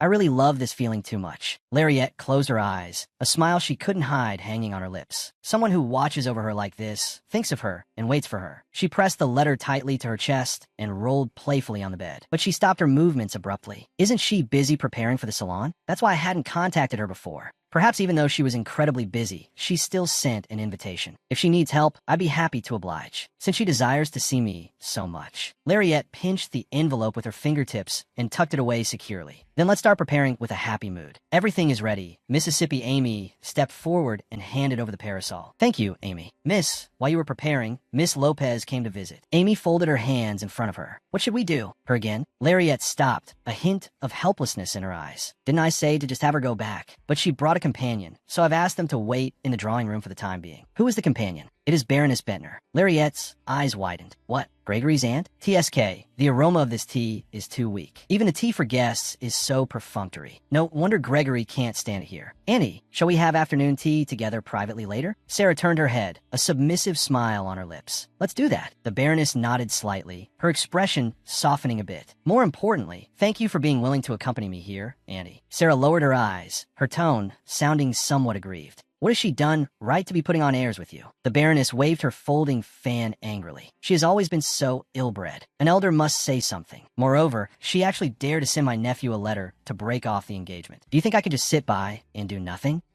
To think she actually brought that tyrant of a woman into my home. Laurie hid behind the door, her breathing becoming a bit ragged. Serafina, you really are torturing me from every possible angle. Baroness Bentner, she's the one who turned my married life into a living hell. She was always comparing Sarah to me, and back in those days, I could only bow my head in submission before her. She knows perfectly well how much I fear that woman, yet she brought her here anyway. She knows that if she does this, I'll be forced to show my face. Does she really want to see me that badly? Laurie took a deep breath to calm the turmoil in her heart. Her fingertips gripped the doorknob tightly, and with a click, she pushed open the grand doors of the drawing room. Serafina. Laurie's voice was cold and steady as she entered. Ah, Laurie. Sarah stood up abruptly, a look of pleasant surprise blooming on her face. Good morning. Annie said she missed you dearly, so I brought her along. What on earth are you thinking? I told you not to come back, and bringing a guest without any notice is quite troubling. Don't you understand that? Sarah froze in place, her expression shifting to one of shock and grievance. I'm sorry, Lottie. I just don't blame Sarah. I'm the one who told her to bring me here. The Baroness stood up sharply, shielding Sarah. I heard that not only did you send Gregory a letter breaking off the engagement, but you also humiliated him in public, arguing with your fiancé in broad daylight. Have you no sense of shame at all? As a lady, you are simply beyond help. A woman should be gentle and sweet, like Sarah. The Baroness lifted her chin, her tone dripping with contempt. In that case, why don't you have Gregory? Get engaged to Sarah instead? I've said it countless times already. I want to break up with Gregory. Laurie took a step forward, meeting the woman's gaze head on. Since you adore Sarah so much, wouldn't it be a better choice to have her as your daughter-in-law? You, how dare you speak to me like that? The Baroness's eyes widened, her chest heaving with anger. Instead of being grateful for my guidance, you've become so arrogant and rude. Laurie, how can you speak to Annie that way? Sarah hurried forward, her voice trembling with a hint of tears. Hurry and apologize to her. Why have you been slandering Gregory and me? This attitude of yours is truly distressing. Gregory has been more loyal to you than even to me. Laurie turned her head, her eyes filled with a bone-chilling coldness. You witnessed everything yourself, and yet now you say you're distressed? That was only because we were childhood friends, Sarah argued desperately. I'm also your childhood friend, Laurie interrupted, her tone flat and devoid of emotion. True friends don't treat each other as props. True friendship is built on respect and care. A relationship where one asks about the other's preferences, that is what a true friend is. Since Lady Claudius values me so highly, I will become someone worthy of that respect. Therefore, I will no longer be intimidated by scenes like this. You never asked me about these things, Laurie. Laurie tilted her head slightly, her voice freezing. And I don't intend to be friends with you anymore. Please leave. Sarah stood frozen, her pupils trembling with shock. Her body swayed, and she pressed her palm firmly against her forehead, falling back weakly. Sarah, are you all right? The Baroness cried out, rushing forward to catch the reeling girl. You insolent girl. The Baroness looked up sharply, glaring at Laurie with fury. Sarah is the person who saved your life. How can you be so ungrateful? Please calm down, Annie. Sarah weakly grabbed the Baroness's arm. Laurie is just speaking out of anger. She doesn't mean it. Laurie, I'm sorry for making you feel that way. Sarah looked up, tears welling in her eyes. I really have done my best for you. If getting close to Lady Claudius has made you prejudiced against me, I will work harder to make it up to you. But Laurie, do you really trust Lady Claudius? Sarah leaned close to her ear, her expression turning dark and eerie. Her voice dropped to a whisper. What do you mean by that? Laurie's eyes widened, her pupils shrinking in alertness. I'm saying this for your own sake. Lady Claudius's personality is notoriously terrible. Sarah leaned against her shoulder, a faint, imperceptible smirk playing at the corners of her mouth. That's why she's always alone, even at social gatherings for noble ladies. Rumor has it she doesn't even view lower-ranking nobles as human beings. What if she only chose you because she needed a laughingstock for her salon? There are countless rumors about her discarding people once she's done with them. If you end up isolated and helpless in that salon, my heart will break for you. Do you really think I would harm you?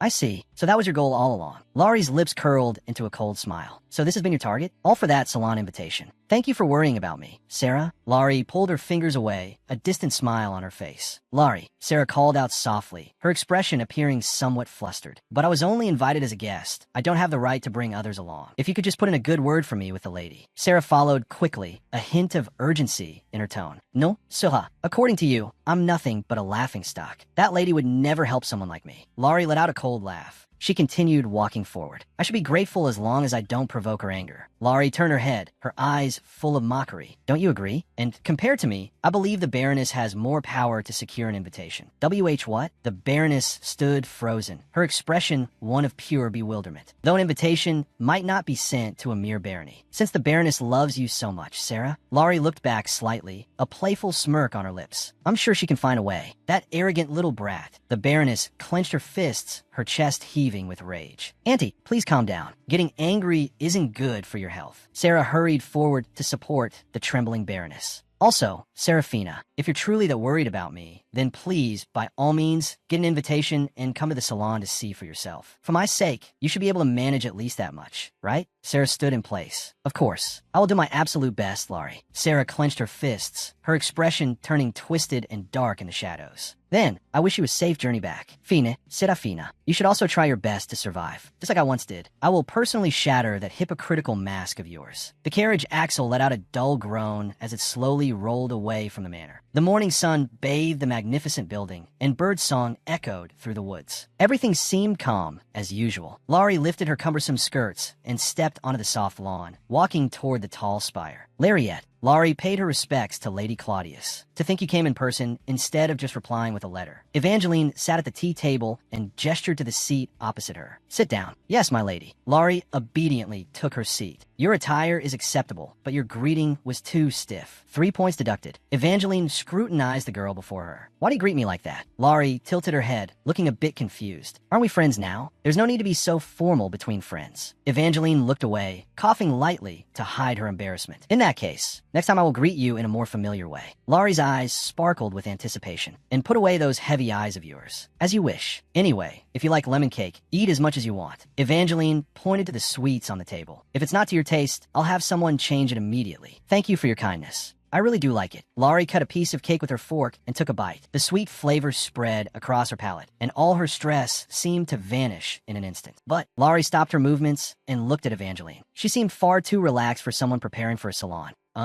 My lady, is there anything I can help with? Laurie put down her fork, her expression showing concern. Help with what? Evangeline's hand, holding the teacup, paused slightly. I know the salon is only 2 weeks away. Since you're the host, I thought I could take some of the workload off your shoulders. Evangeline lowered her gaze. She fell into a brief silence. Forget it. My brother handles everything anyway. It makes me feel quite uncomfortable. It's as if every time he overworks himself just so I can rest peacefully. He's already so busy. I feel like I'm just adding to his burden. She's worried about the Duke. Laurie watched her quietly, a ripple of emotion in her heart. Indeed, Dietrich was one of the busiest people in the Empire. He carried the weight of vast territories and his people, handling countless administrative affairs and managing a massive industry, all while navigating the politics of the nobility. And the imperial family. Like the only king on a chessboard, he had to remain sharp at all times. Dietrich's image appeared in Laurie's mind. He always handled mountains of paperwork with a polite smile. Just how did he manage such a grueling schedule with a smile? Laurie rested her chin on her hand, lost in thought. Just like in a novel, he must be dealing with those suffocatingly heavy matters right now. Since this matter weighs so heavily on your mind, why not take this opportunity to look at the documents yourself? Let me help. Evangeline looked up, a trace of hesitation in her eyes. I will help you. I understand the Duke's desire to protect his sister, but as a direct heir, she must learn to handle administrative work. Only by mastering the inner workings of the duchy can she gain confidence and solidify her position. Most importantly, I must not let her lose to Sarah like in the original story. In the latter half of the novel, when the conflict between Sarah and the lady reached its peak, a serious fraud case occurred. A guild dealing in high-end spices defrauded the nobility by inflating prices. Suha keenly perceived the truth and reported it, which brought her great fame and instantly reversed her social standing. Compared to Sarah's achievement, Evangeline was labeled as incompetent. Such an evaluation was extremely unfair to her. Those expensive spices had merely appeared on a list of gifts she received. She hadn't even noticed anything suspicious. However, Sarah spread subtle rumors among the crowds, inciting public sentiment. You say it was a gift, but what if you bought it yourself and are just making excuses now? The future of the duchy looked quite bleak. Evangeline's expression looked a bit lonely. Brother has always handled these things. Do you think I can really do it well? It was time to rewrite this incompetent script. Of course you can. Laurie smiled slightly. Reviewing documents will feel unfamiliar at first, but you'll get used to it quickly. Besides, I'll be right here by your side. Evangeline turned her head, a hint of wavering in her eyes. In the original work, this young lady was cursed with the reputation of being vain and incompetent. Those heavy shackles should have crushed her completely. Laurie stood up, her skirt swaying gently in the breeze. My lady, please trust me. Laurie looked her directly in the eye. I will personally shatter those titles and bring all those stigmas to a complete end. 2 stacks of heavy documents were placed on the table. A quill pen waited in the inkwell for its fate to be turned. Evangeline held the drafts with both hands, her brow furrowed as she let out a heavy sigh. The dense text made her feel a wave of dizziness. Evangeline let out a wail, collapsing onto the table. Are you not used to reviewing documents? Indeed. Then how about we start with this one? Laurie reached out and deftly pulled a page, holding it before the other's eyes. I don't think we need this many floral decorations. Laurie pointed to a detail in the draft, her expression focused and serious. Why? Evangeline looked up, confused. Because excessive decoration distracts the eye. If you place a giant vase next to an artwork, the viewer's attention will be divided. This actually ruins the charm of the work itself. That does make a lot of sense, Evangeline responded thoughtfully. In that case, it's better to remove those vases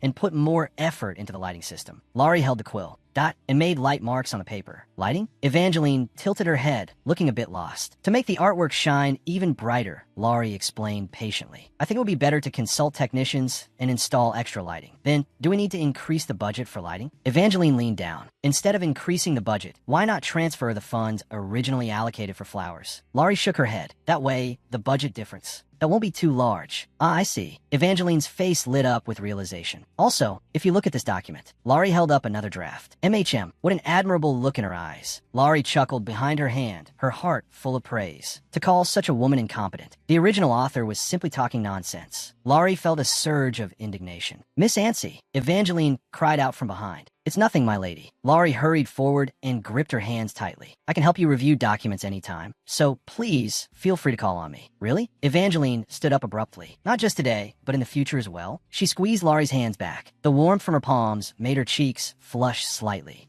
Evangeline lowered her head bashfully. Then for now, let's finish looking at this document together. She's still shy. How cute. Laurie watched her profile, her lips curling up involuntarily. All right, let's do as you say. The two sat opposite each other, stacks of heavy drafts between them. The scratching sound of the pen tip across the paper echoed in the quiet room. These are documents that external personnel can view, including various item lists.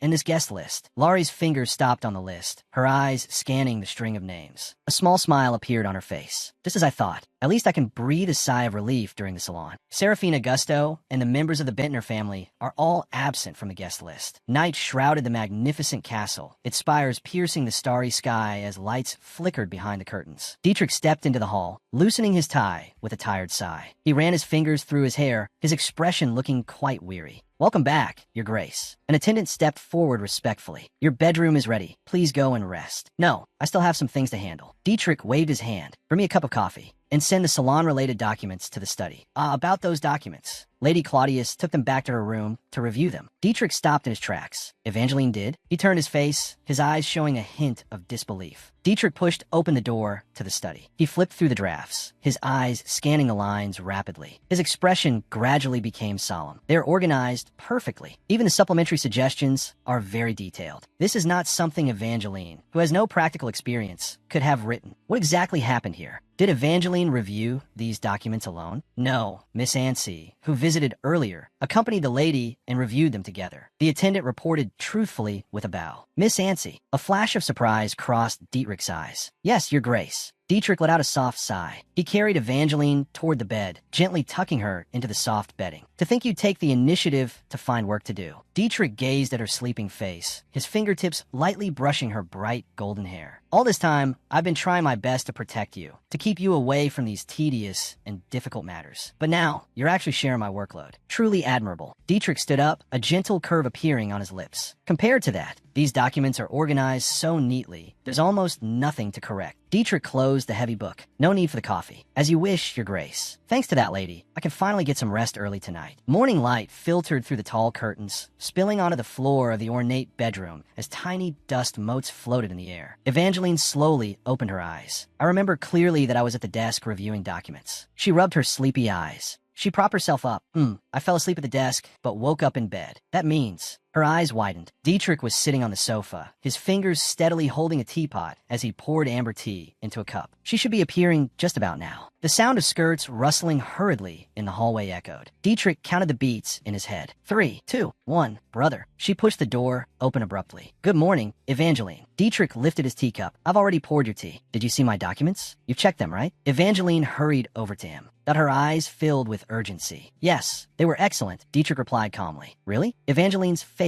lit up. Of course. Do you know who reviewed them? The result of your joint review with Miss Ansi was truly impressive. Dietrich put down his teacup. The smile on Evangeline's face instantly froze, and she let out an embarrassed groan. Yes, I did receive some help from Miss Ansi, but I also put in a lot of effort. I can imagine. Dietrich watched her, his tone carrying a hint of teasing. After all, you worked so hard you didn't even realize you fell asleep at the desk. Evangeline lowered her head in shame. Even though I went to such lengths, brother, do you still not plan? Not to attend the salon? You're always so busy. Who said that? I also want to see the salon you're hosting. Dietrich rested his chin on one hand, a playful smile on his lips. Are you not even going to give your brother an invitation? Is that true? Before, you'd only take one look at the preparations and then turn back to work. She put down her cup, her voice carrying a hint of suspicion. This time, I plan to clear my schedule. Dietrich turned, giving his promise calmly. And then, that you'll run off to a meeting or handle something else. Are you lying? It seems I truly have a bad track record, to the point where I can't even earn your trust. Dietrich lowered his gaze, letting out a helpless sigh. After all, in every previous salon, that I was always left alone, holding the fort, and no one even dared to approach me. I am sorry, Evangeline. Dietrich apologized in a low voice. What? Who said I wanted your apology? Miss Ansi will be accompanying me this time. Evangeline crossed her arms over her chest, her expression filled with pride. So, brother, I won't be attending the salon with you. Dietrich was silent for a moment. That's a pity. Evangeline, besides that, did you really like those documents? I was truly fond of them. It seems that you still don't believe my words. After all, this is the first time I've seen you admit to liking something so readily. You're usually so picky about these things. Is there really nothing that needs modifying? Were those documents really that good? Miss Ansi is truly amazing. Evangeline clasped her hands under her chin, her face overflowing with admiration. I've never seen anyone as brilliant as her. Does Miss Ansi hold a title because she is the heir to her family? Is that why she's so good at administrative work? I suspect that isn't the real reason. Dietrich narrowed his eyes slightly, his gaze becoming deep and sharp. I've seen many administrators, but Miss Ansi's documents were exceptional even among them. Anyway, I have to get back to work. Evangeline stood up and smoothed her magnificent skirts. I'll re-examine the budget proposal and give it to you by today. Remember to check it. Brother, don't forget to eat breakfast. You too. Evangeline pushed open the door and vanished down the hallway. Perhaps that I've been binding her with unnecessary overprotection all this time. He pressed his fingertips against his temple, letting out a faint sigh. She seems that much more energetic now than before. The lady and I prepared for the salon with all our hearts. Thanks to the thorough preparations beforehand, she was able to handle everything with ease. Although the key information had been recorded, her heart was still inevitably anxious. Laurie lowered her hands, clasping them over her chest as she silently prayed for the plan to go smoothly. I hope everyone's evaluation of the lady is positive. Please, let nothing go wrong. Inside the venue, the air was buzzing with voices. A massive crystal chandelier cast its light. Laurie looked around. She really was seeing the people from the list. All the major figures of the Empire were gathered here. That's the Marchioness of Baldwin. And those people are nobles from the Imperial Parliament. Is this why Sarah always wanted me to make a deep impression in front of these famous people? Since everyone wants to attend the Duke's salon, why would anyone spread such vicious rumors about the lady? I really can't understand it. Miss Ansi, I've been waiting for you. Evangeline suddenly rushed over and grabbed Laurie's arm, her face beaming with a bright smile. It seems everyone's evaluation of this salon is very high. Everyone says the food and exhibition layout are outstanding. To have this young lady holding my arm like this, the response must be very good indeed. Laurie turned her face slightly, a gentle smile appearing on her lips.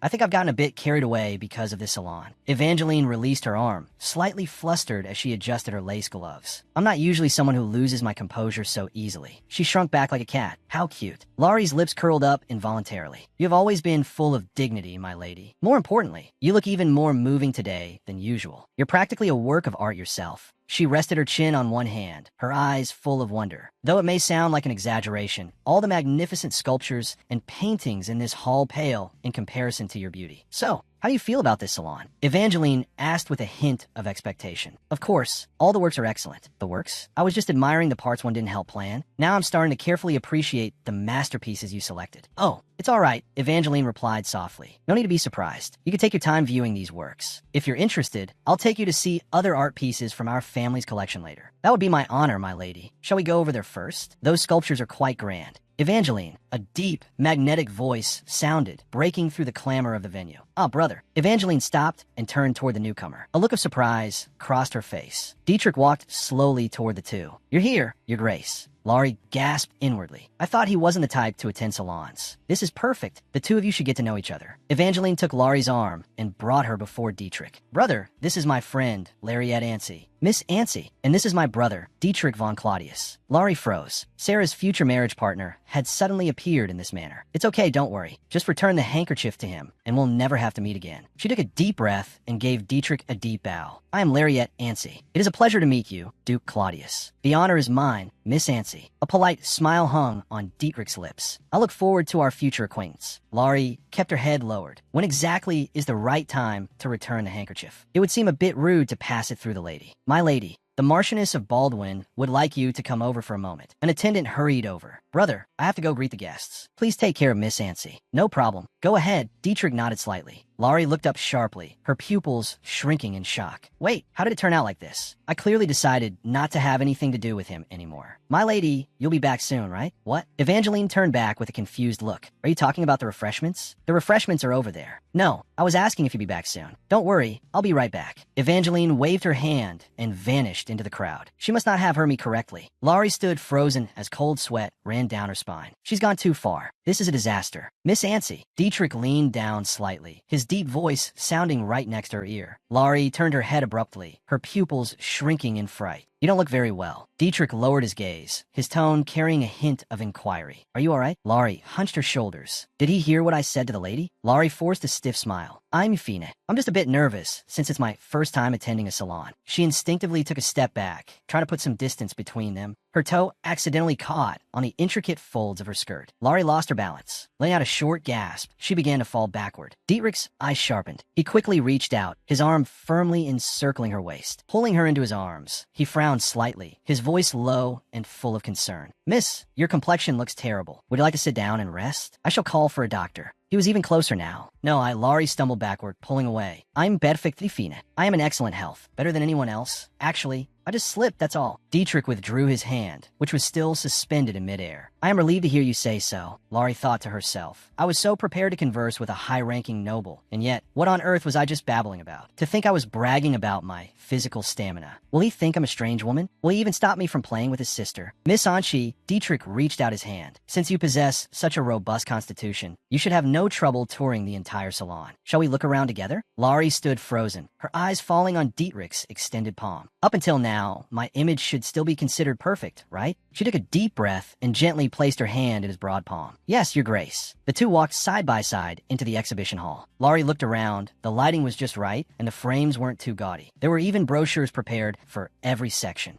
Laurie lightly rested her hand on her chin, a gratified smile spreading across her lips. Even with my suggestions, the actual execution was by no means easy, but she truly did a wonderful job, grouping the landscapes in that area and cleverly arranging the scenery at the entrance. It was a brilliant move. Dietrich turned his head. You seem more interested in the layout of the salon than the artwork itself. Laurie withdrew her gaze, her eyes full of admiration. That young lady cut back on her sleep to prepare for the salon. I couldn't help but notice these details. Of course, I'm also enjoying these pieces of excellent taste. Dietrich stopped in his tracks. Did you sleep well last night? Laurie was startled. What? Are you asking me? I know you helped prepare the salon. I was worried she might have been a burden to you. Laurie hurriedly waved her hands. A burden? Not at all. It wasn't like that at all. I only gave a few minor suggestions. The person who truly worked hard and made all the decisions was the young lady herself. Dietrich gazed at her quietly, a flicker of unreadable emotion passing through his eyes. He blinked slowly. Since you trust Evangeline so much, it's no wonder she likes you so much. Laurie's eyes widened. The young lady likes me? And very much at that. Dietrich looked into the distance. Since meeting you, she has become much more cheerful. She seems to have gained a strange sort of confidence. This must be because you looked into her heart so earnestly. Evangeline stood in the center of the crowd, talking confidently with the guests, a bright smile on her face. Dietrich withdrew his gaze. I'm truly happy that Evangeline has found a good friend like you. I wanted to express my gratitude to you for some time. Laurie lowered her head in silence. A good friend? Was I just acknowledged by that young lady's family? I'm so happy. If I stay like this, I'll definitely make a fool of myself. She took a deep breath, trying to calm her erratic breathing. Thank you for your kind words, Your Grace. She had to change the subject quickly. She walked toward the center of the hall, pointing to a stone statue ahead. More than those, this statue is truly impressive. Have you seen it? Dietrich followed and stood before the statue.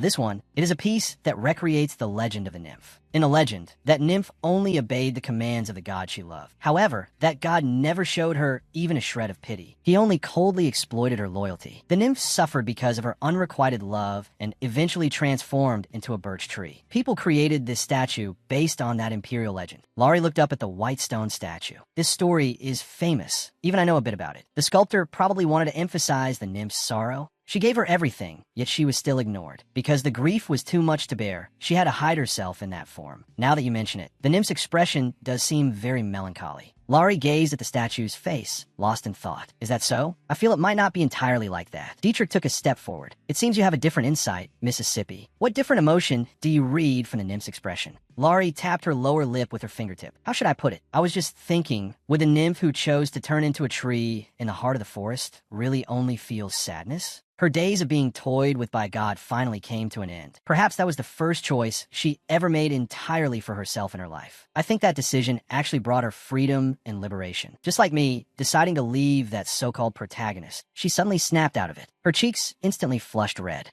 Did I give too strange of an answer? Laurie awkwardly scratched her hair. This is just my personal wandering thought. I really shouldn't have said that. Dietrich shook his head gently. No, it is a very interesting and novel perspective. He leaned close to Laurie's ear and lowered his voice. I'll tell you a secret. Evangeline cried her eyes out after hearing this legend. She would definitely love your interpretation. Laurie looked surprised. Oh my, that is so adorable. I must tell her myself. Dietrich held up an index finger to his lips. This is a secret I've only told you. Laurie nodded vigorously. Of course, I will keep it a secret. Your Grace is truly always thinking of the young lady. How could such a gentle brother lock his own sister away in a convent? Laurie's pupils suddenly contracted. Wait, thinking about it carefully, that matter truly is strange. In the original storyline, what exactly happened to lead to such an end? In the original story, as it neared its conclusion, Sarah and that young lady met in a lakeside garden. Facing the young lady's fury, Sarah placed a hand over her chest, her expression humble and pleading. If you could tell me exactly what mistake I have made, I will apologize to you with all my heart. So, please have mercy and forgive me this once. However, that young lady, known as the wicked supporting character, Lopez, how foolish. Angie leaned close to the other's ear, her tone cold and contemptuous. To come looking for me like this. Sarah was suddenly pushed back, losing her balance and falling. This is the mistake you made. Water splashed everywhere. Sarah fell into the freezing lake. Dietrich witnessed it all and jumped into the water without hesitation to bring her back to the surface. That young lady was eventually exiled to a convent. Everything was like a tragic cycle of irony. The protagonist who once saved others from the water had now sunk into the water herself. The readers were all blinded by this false appearance. She clearly deliberately induced Sarah to fall into the water.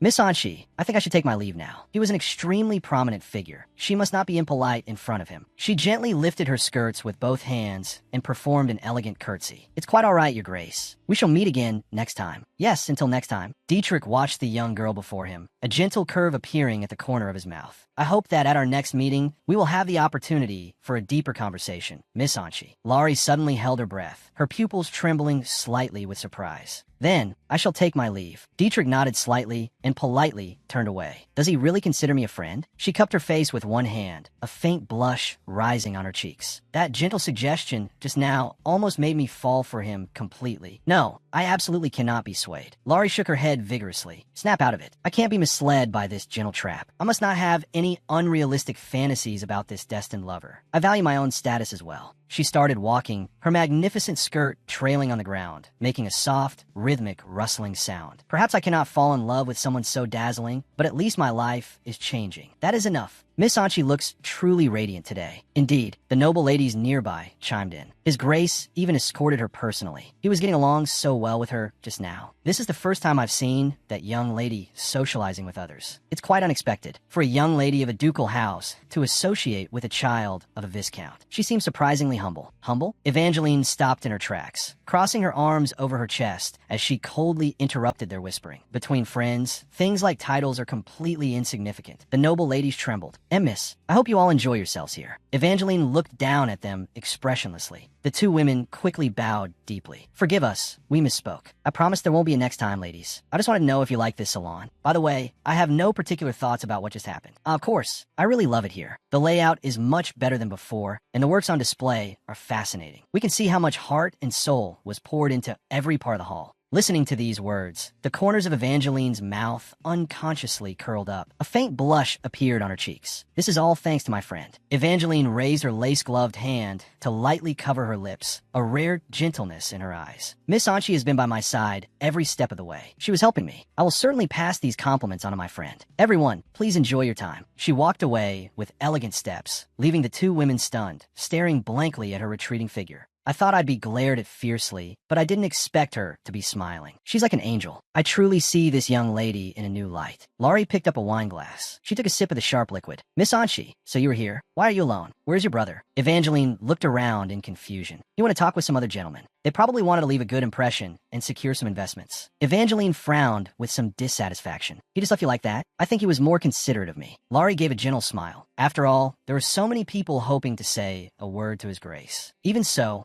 he should have escorted you until the very end. When this is over, I must have a good talk with him. There's really no need for that. He escorted me perfectly. Laurie laughed helplessly and waved her hand. It's just that I always feel uneasy in my heart. Evangeline turned her face slightly, her expression looking a bit awkward. It's already enough. Laurie had a gentle smile on her face. Both you and his grace have already taken great care of me. Listening to these words, Evangeline's tense shoulders gradually relaxed, and she gave a relieved smile. Miss Anchi, on my way here, I heard many compliments about this salon. I've been going around telling everyone that this was all Miss Anchi's doing. Now, everyone's view of you must be quite different. To think she even considered such a small thing. Laurie gazed forward, her eyes trembling slightly. I'm truly moved. I almost gave up on her, having an angelic friend like her. That would have been a total mistake. Luckily, before coming to the salon, I already sent that letter. A letter? Evangeline turned her head. Is it something important? It's not that important. Laurie gently swirled the wine in her glass, a gentle curve on her lips. I just handled some homework that had to be finished. In a dim manner, a letter lay quietly on a desk. A letter opener pressed against the edge of the envelope. Sarah's back was to the window, her hair falling over her magnificent gown. She clutched the letter tightly in her hand. The paper was deformed. To Sarah, didn't you say you would come and see for yourself to confirm if that young lady was bullying me? But you didn't show up at all. It seems your concern for me is only worth that much. Our friendship seems so hollow. Serafina, actually, I've known for a long time what you truly wanted when you said those things. You weren't really worried about me, were you? I never want to see the person who treats me as a tool ever again. Let's not meet anymore. From Lariat, Sarah clenched her fist, crumpling the letter into an ugly ball of paper. She leaned on the windowsill, her shoulders heaving with heavy breaths, a cold laugh escaping her throat. Sarah tilted her head back and let out a shrill scream. You disguised it as an invitation and sent it only for this. Don't meet anymore? She lunged at the window, her nails scratching against the glass with a piercing sound. Since when was it your turn to decide such things? Sarah pounded on the window, frantically. You are nothing more than my lifelong mate. Even if you hide from me, I don't care at all. She slowly tightened her grip. Because in the end, you belong to me, Laurie. It's all over. Evangeline let out a long breath. Thanks to you, Miss Anchi, this salon was a great success. Evangeline slumped onto the sofa, letting exhaustion wash over her. Laurie hurried over. You truly work hard. My lady, no, I didn't. I just did what you suggested. Most importantly, what time is it now? Miss Anchi, it's 8 o'clock.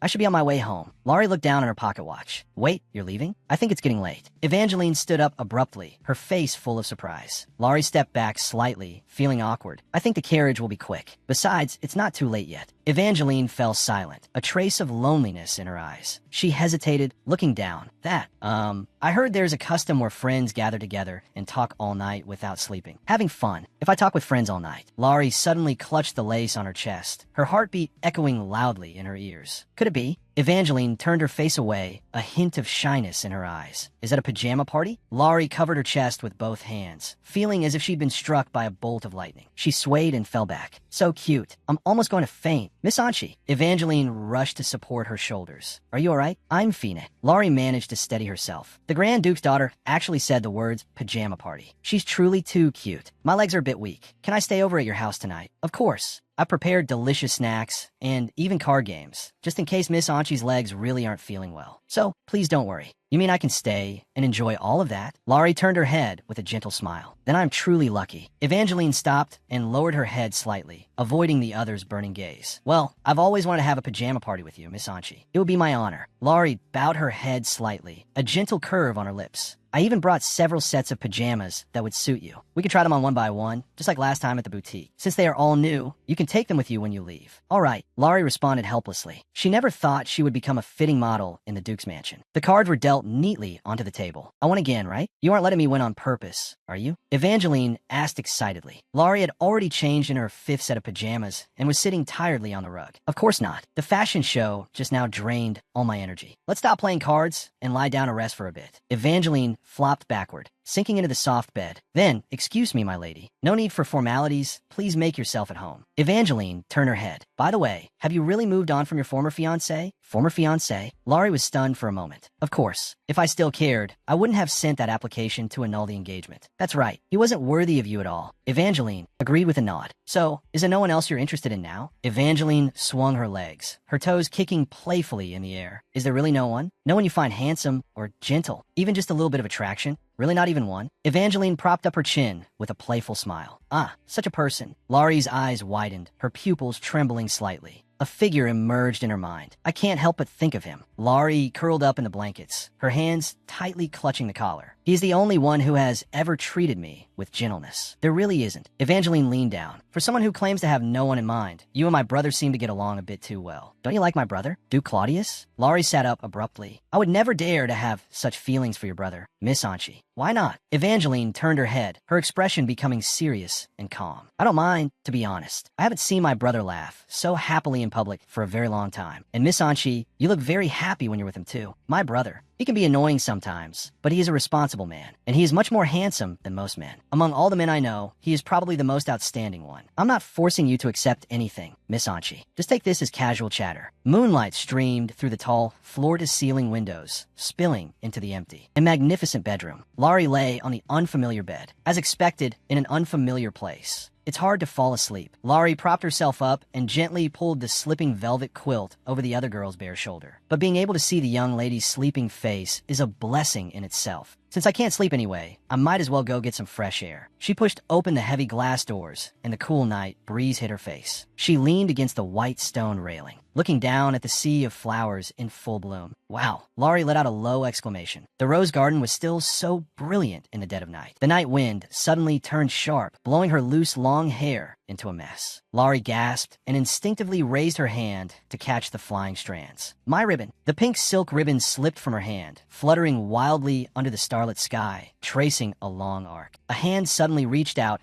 and firmly caught the ribbon midair. Laurie stood frozen in place. Dietrich stood in the moonlight, the ribbon wound around his hand. His blonde hair glowed softly in the night, his expression calm and deep. I didn't expect to meet again so soon. Dietrich leaned against the edge of the terrace. Are you not asleep yet, Miss Anchi? Can't you sleep? Yes. Laurie crossed her hands over her chest, her heart beating so fast it almost felt like it would burst. So his room is right next door. We just finished talking about ideal types, and now I'm facing the man himself. This is so awkward. And you, Your Grace? I came out for some air between work. Dietrich looked down, fingering the ribbon. Miss Anchi, there is something I've been wanting to ask you. If you don't mind, could you give me a moment of your time? If you're curious about what I want to ask, I've actually been curious for a long time. About your reason for writing to Evangeline. Laurie let out a small sigh. After all, such behavior is indeed suspicious. When I sent that letter, the young lady was all alone. It's only natural he would be suspicious, especially since this letter came from a low-ranking noble. To be honest, I just needed a new friend. Laurie looked up again, a perfect curve on her lips. I did have so-called friends before, but because of personality differences, I could never fit in with them. Dietrich turned his head slightly. Are you referring to those people you associated with before? Miss Lopez and Lord Gusto? Laurie looked up, her tone becoming firm. That's right. I have annulled the engagement and cut all ties with them. Annulled the engagement? Dietrich's gaze moved slightly, revealing a hint of surprise. At the moment I decided to find new friends, Laurie leaned against the terrace railing, a faint smile on her lips. That young lady came to mind. She stood in the middle of a bustling ballroom crowd, but didn't speak to anyone. That sense of loneliness was identical to mine. That is why I sent the letter. Only the young lady replied to my letter.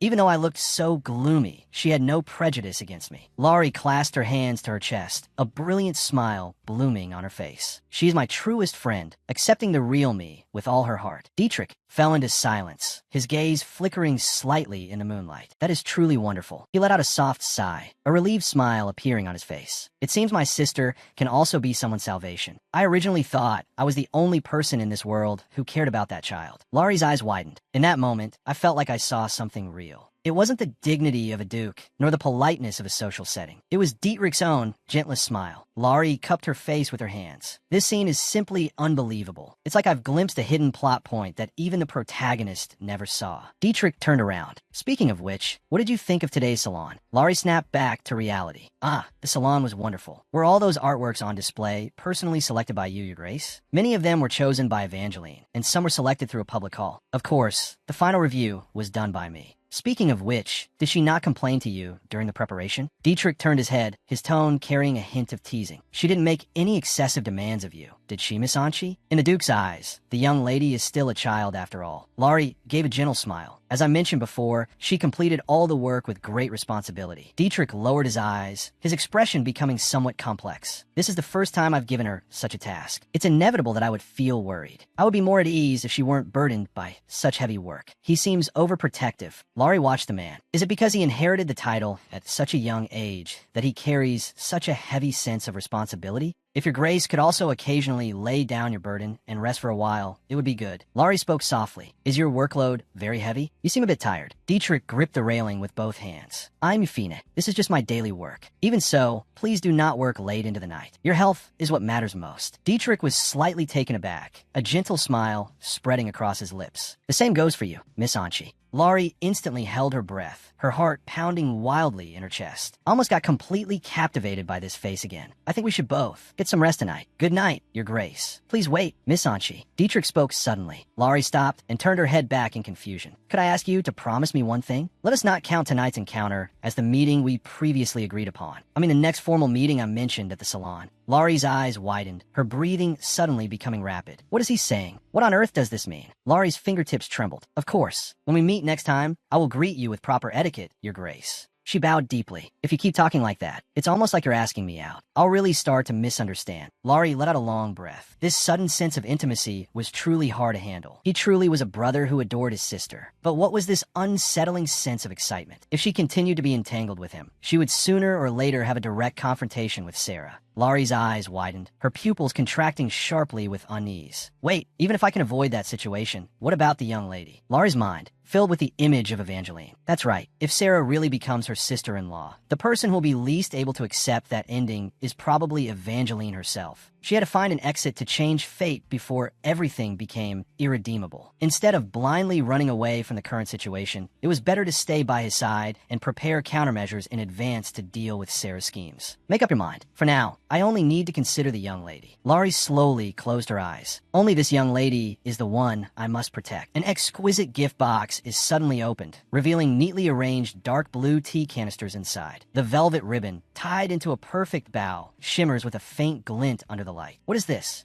Larry looks down at the gift box before her, a hint of confusion in her eyes. This is tea produced in the Claudius territory, Evangeline says, leaning in briskly. My brother insisted on giving it to you as a gift. Sent by the Duke. Heaven knows where he found that ribbon, and he even tied it into this bow himself. Evangeline says with a bright smile and a playful tone. Is it really necessary to go to such trouble just to return a ribbon? Larry lowers her gaze, staring at the exquisite packaging. I understand. I will accept it with gratitude, Miss Ansi. Evangeline suddenly lowers her voice, a mischievous and excited expression appearing on her face, her eyes sparkling with the light of gossip. What exactly is going on between you two? Evangeline crosses her arms, pressing closer. Why would my brother give a gift to Miss Ansi? Caught off guard, Larry stammers that. That's probably because I'm your friend, my lady. How strange. My brother has always been impatient with such things. A playful smile hangs on the corner of Evangeline's mouth. Fine, say what you will. Go and rest. I'll write to you again, Evangeline says, waving her hand. She turns toward the door. Even if you reply to my brother, I'll pretend I don't know anything. Evangeline covers her mouth and lets out a light laugh. You really are a popular young lady. My lady, it's really not like that. Larry shakes her head frantically, her hands waving wildly in front of her chest. The sound of wheels rolling over the ground fades into the distance. Maybe I should go tease my brother. It's been a long time since I've seen him look flustered. Dietrich sits at his desk, hands crossed under his chin. Miss Ancy helped you a lot with this matter. Wouldn't it be a breach of etiquette to let her leave without a proper gift? Evangeline's face is written with disbelief. But I already had a dress custom made for Miss Ancy. I even personally took her to see the artworks in the Star Hall. Isn't that enough? You did well. I just thought every detail should be handled thoughtfully, which is why I prepared a gift myself. Dietrich says, flipping through documents without looking up. But this is the first time you've ever given a gift to a woman, brother. That's only because the circumstances are special. Dietrich casually turns a page. She guided my dear sister into handling practical affairs. Shouldn't I show some sincerity? You know that's not what I meant. Evangeline stares at him. I'm afraid I don't understand. Dietrich picks up a quill, the nib scratching across the paper. Fine. Then I'm going to give Miss Ancy a gift, too. She turns abruptly, her skirt tracing a decisive arc in the air. Let me borrow Mr. Douglas. Dietrich finally stops writing. What do you need the family lawyer for? Because our contract needs to be renewed. Evangeline turns sideways, a confident curve touching her lips. No longer as temporary friends, but as formal partners.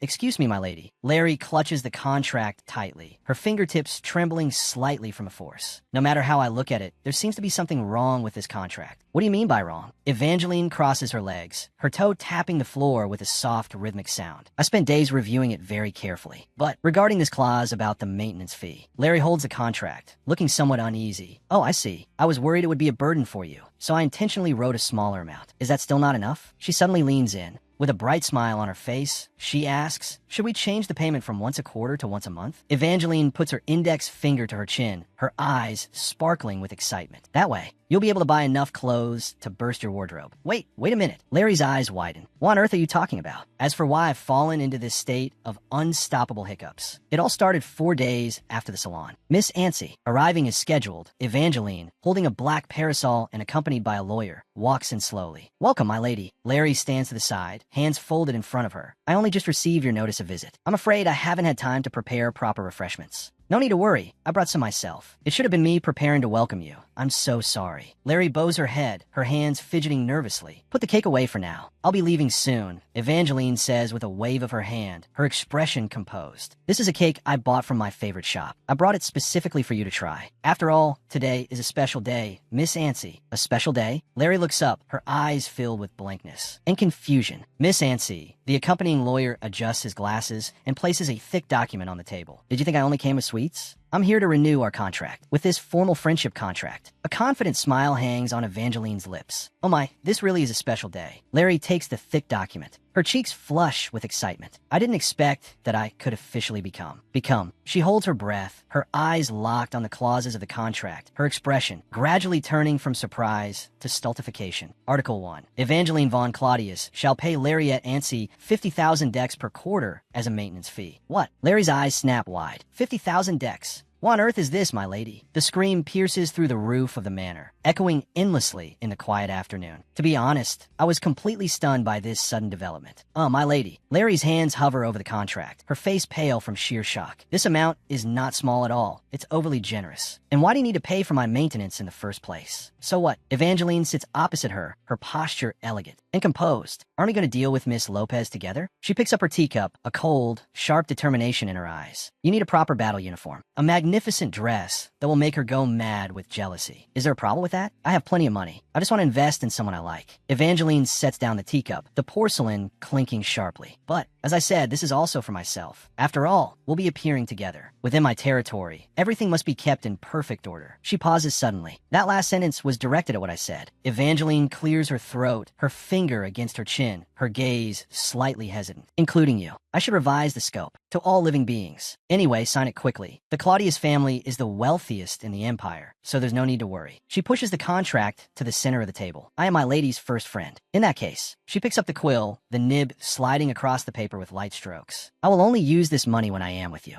In that case, I'll end up picking out every single one of your clothes. You know that, right? A playful smirk curls on Evangeline's lips. You won't regret saying that, will you? I'll never regret it. Holding the formal friendship contract, Larry's cheeks flush red, her eyes shining with an unprecedented light. I'm so happy. We're formal friends now, no longer temporary ones. She holds the contract high and spins around lightheartedly. I'm going to treasure this like a family heirloom. Is that necessary? You're really this excited over a piece of paper? Even without proof, we've already become people whose hearts are connected. Larry stops, a gentle smile on her face. So, it's true there's no need to be so excited over a contract, but this bears the footprints of our shared intentions. I just can't help but feel happy. It's like a knight's oath to protect one another. My lady, we must be the first pair of friends to have such proof. I suppose so. Probably something like that. Evangeline leans back, one hand to her forehead, seemingly unable to handle the other's pure passion. You think so too, right? I'm truly so happy. Larry laughs heartily. Her eyes curve into crescent moons. More importantly, Miss Ancy. To celebrate the signing of the contract, how about we go out now? She takes a long-handled parasol from a maid. Are you saying we're going to use that maintenance fee right away? What we're looking at today isn't just clothes. The person who really needs to show a keen eye isn't me, but you, Miss Ancy. She straightens her back and looks at the young girl. Me? Larry points to herself, looking confused. Exactly. I need you to help me with something. You'll accompany me, right? It would be my honor. She looks up sharply, a brilliant smile blooming on her face, her eyes sparkling with excitement. Sunlight spills over the busy streets. The carriage stops in front of a sophisticated boutique. Between these two, Evangeline holds up an exquisite teacup in each hand, her fingertips steadying the bases. And this one, which one do you think is prettier? Personally, I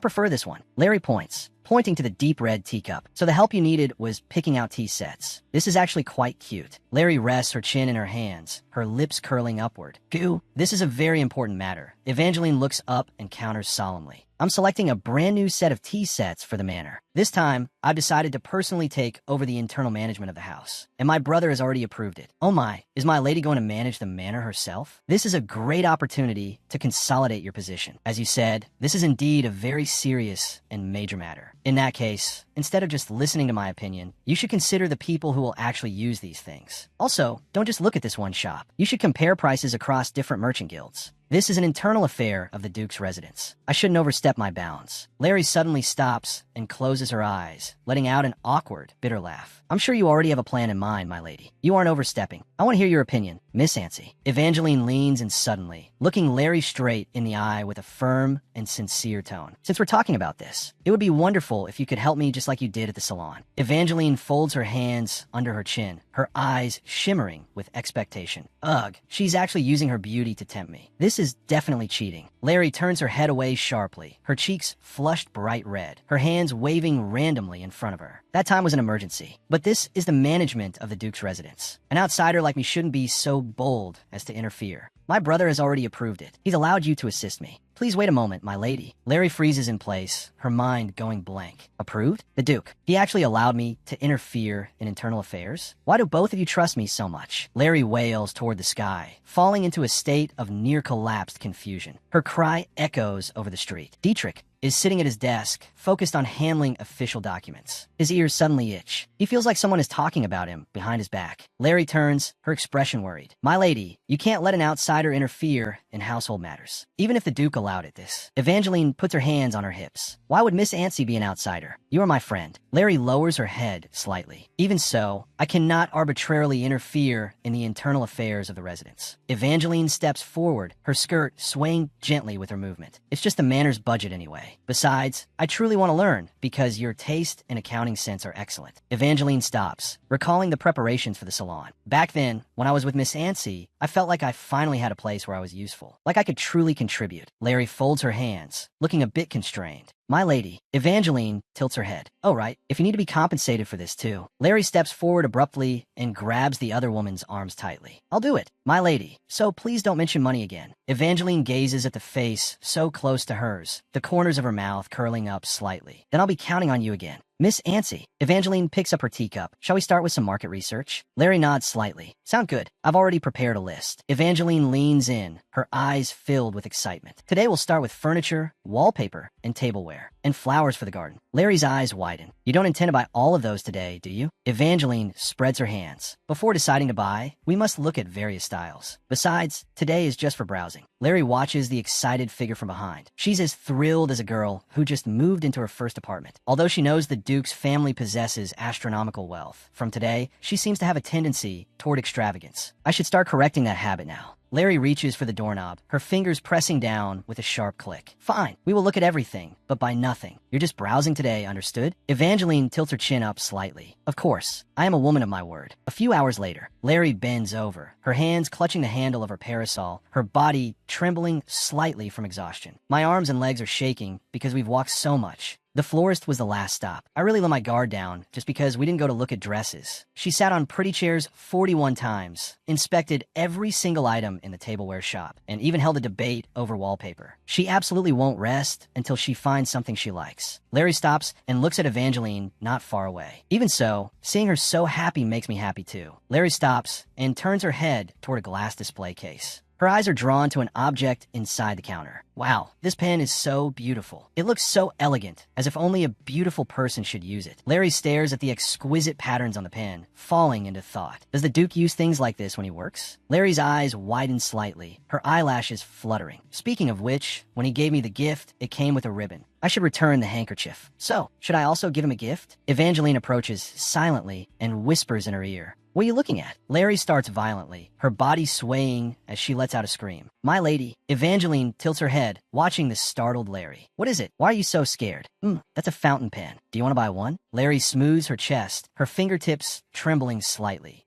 It's not for me. Does the Duke of Claudius use this kind of pen? He is such a dignified person. So would this design be inappropriate? Evangeline stops and looks Larry straight in the eye. Do you want to give a gift to my brother, Miss Ancy? Larry waves her hands hurriedly, her cheeks heating up. Well, he gave me tea last time. Evangeline rests her chin in her hands, a playful smile on her lips. Is this a gift completely devoid of romantic feelings? How suspicious. Larry explains hurriedly, I just thought this design would suit the Duke well. This one suits you very well, my lady. How about this one? I thought we weren't buying anything today. No, I mean, if I were to give it to you as a gift. If you just want to give me a return gift, then don't buy it. Larry falls silent. Evangeline lets out a soft laugh. Just kidding. This pen is really beautiful. It truly suits my brother. Try giving it to him. I'm sure he'll like it. Aside from formal gifts between noble houses or the imperial family, he rarely receives personal gifts like this. After all, he's a man who only knows work. Larry shows a surprised expression. I thought he would receive many gifts from young ladies. That's surprising. Evangeline puts a finger to her chin. In the past, he did receive many courtship gifts and letters, but my brother would directly refuse or return anything expensive. Once that reputation spread, now people mostly just send invitations. I think everyone is content with admiring him from a distance now. Larry falls into deep thought. Right, in the original story, the Duke only had eyes for Sarah. I didn't know he even avoided gifts from ladies. Larry reaches out, her fingertips lightly grazing the edge of the counter. But my gift is just to return the handkerchief, so it should be fine, right? Evangeline suddenly grabs Larry's shoulders. What are you doing? Aren't you going to buy it? Larry's body stiffens, her eyes a bit frantic.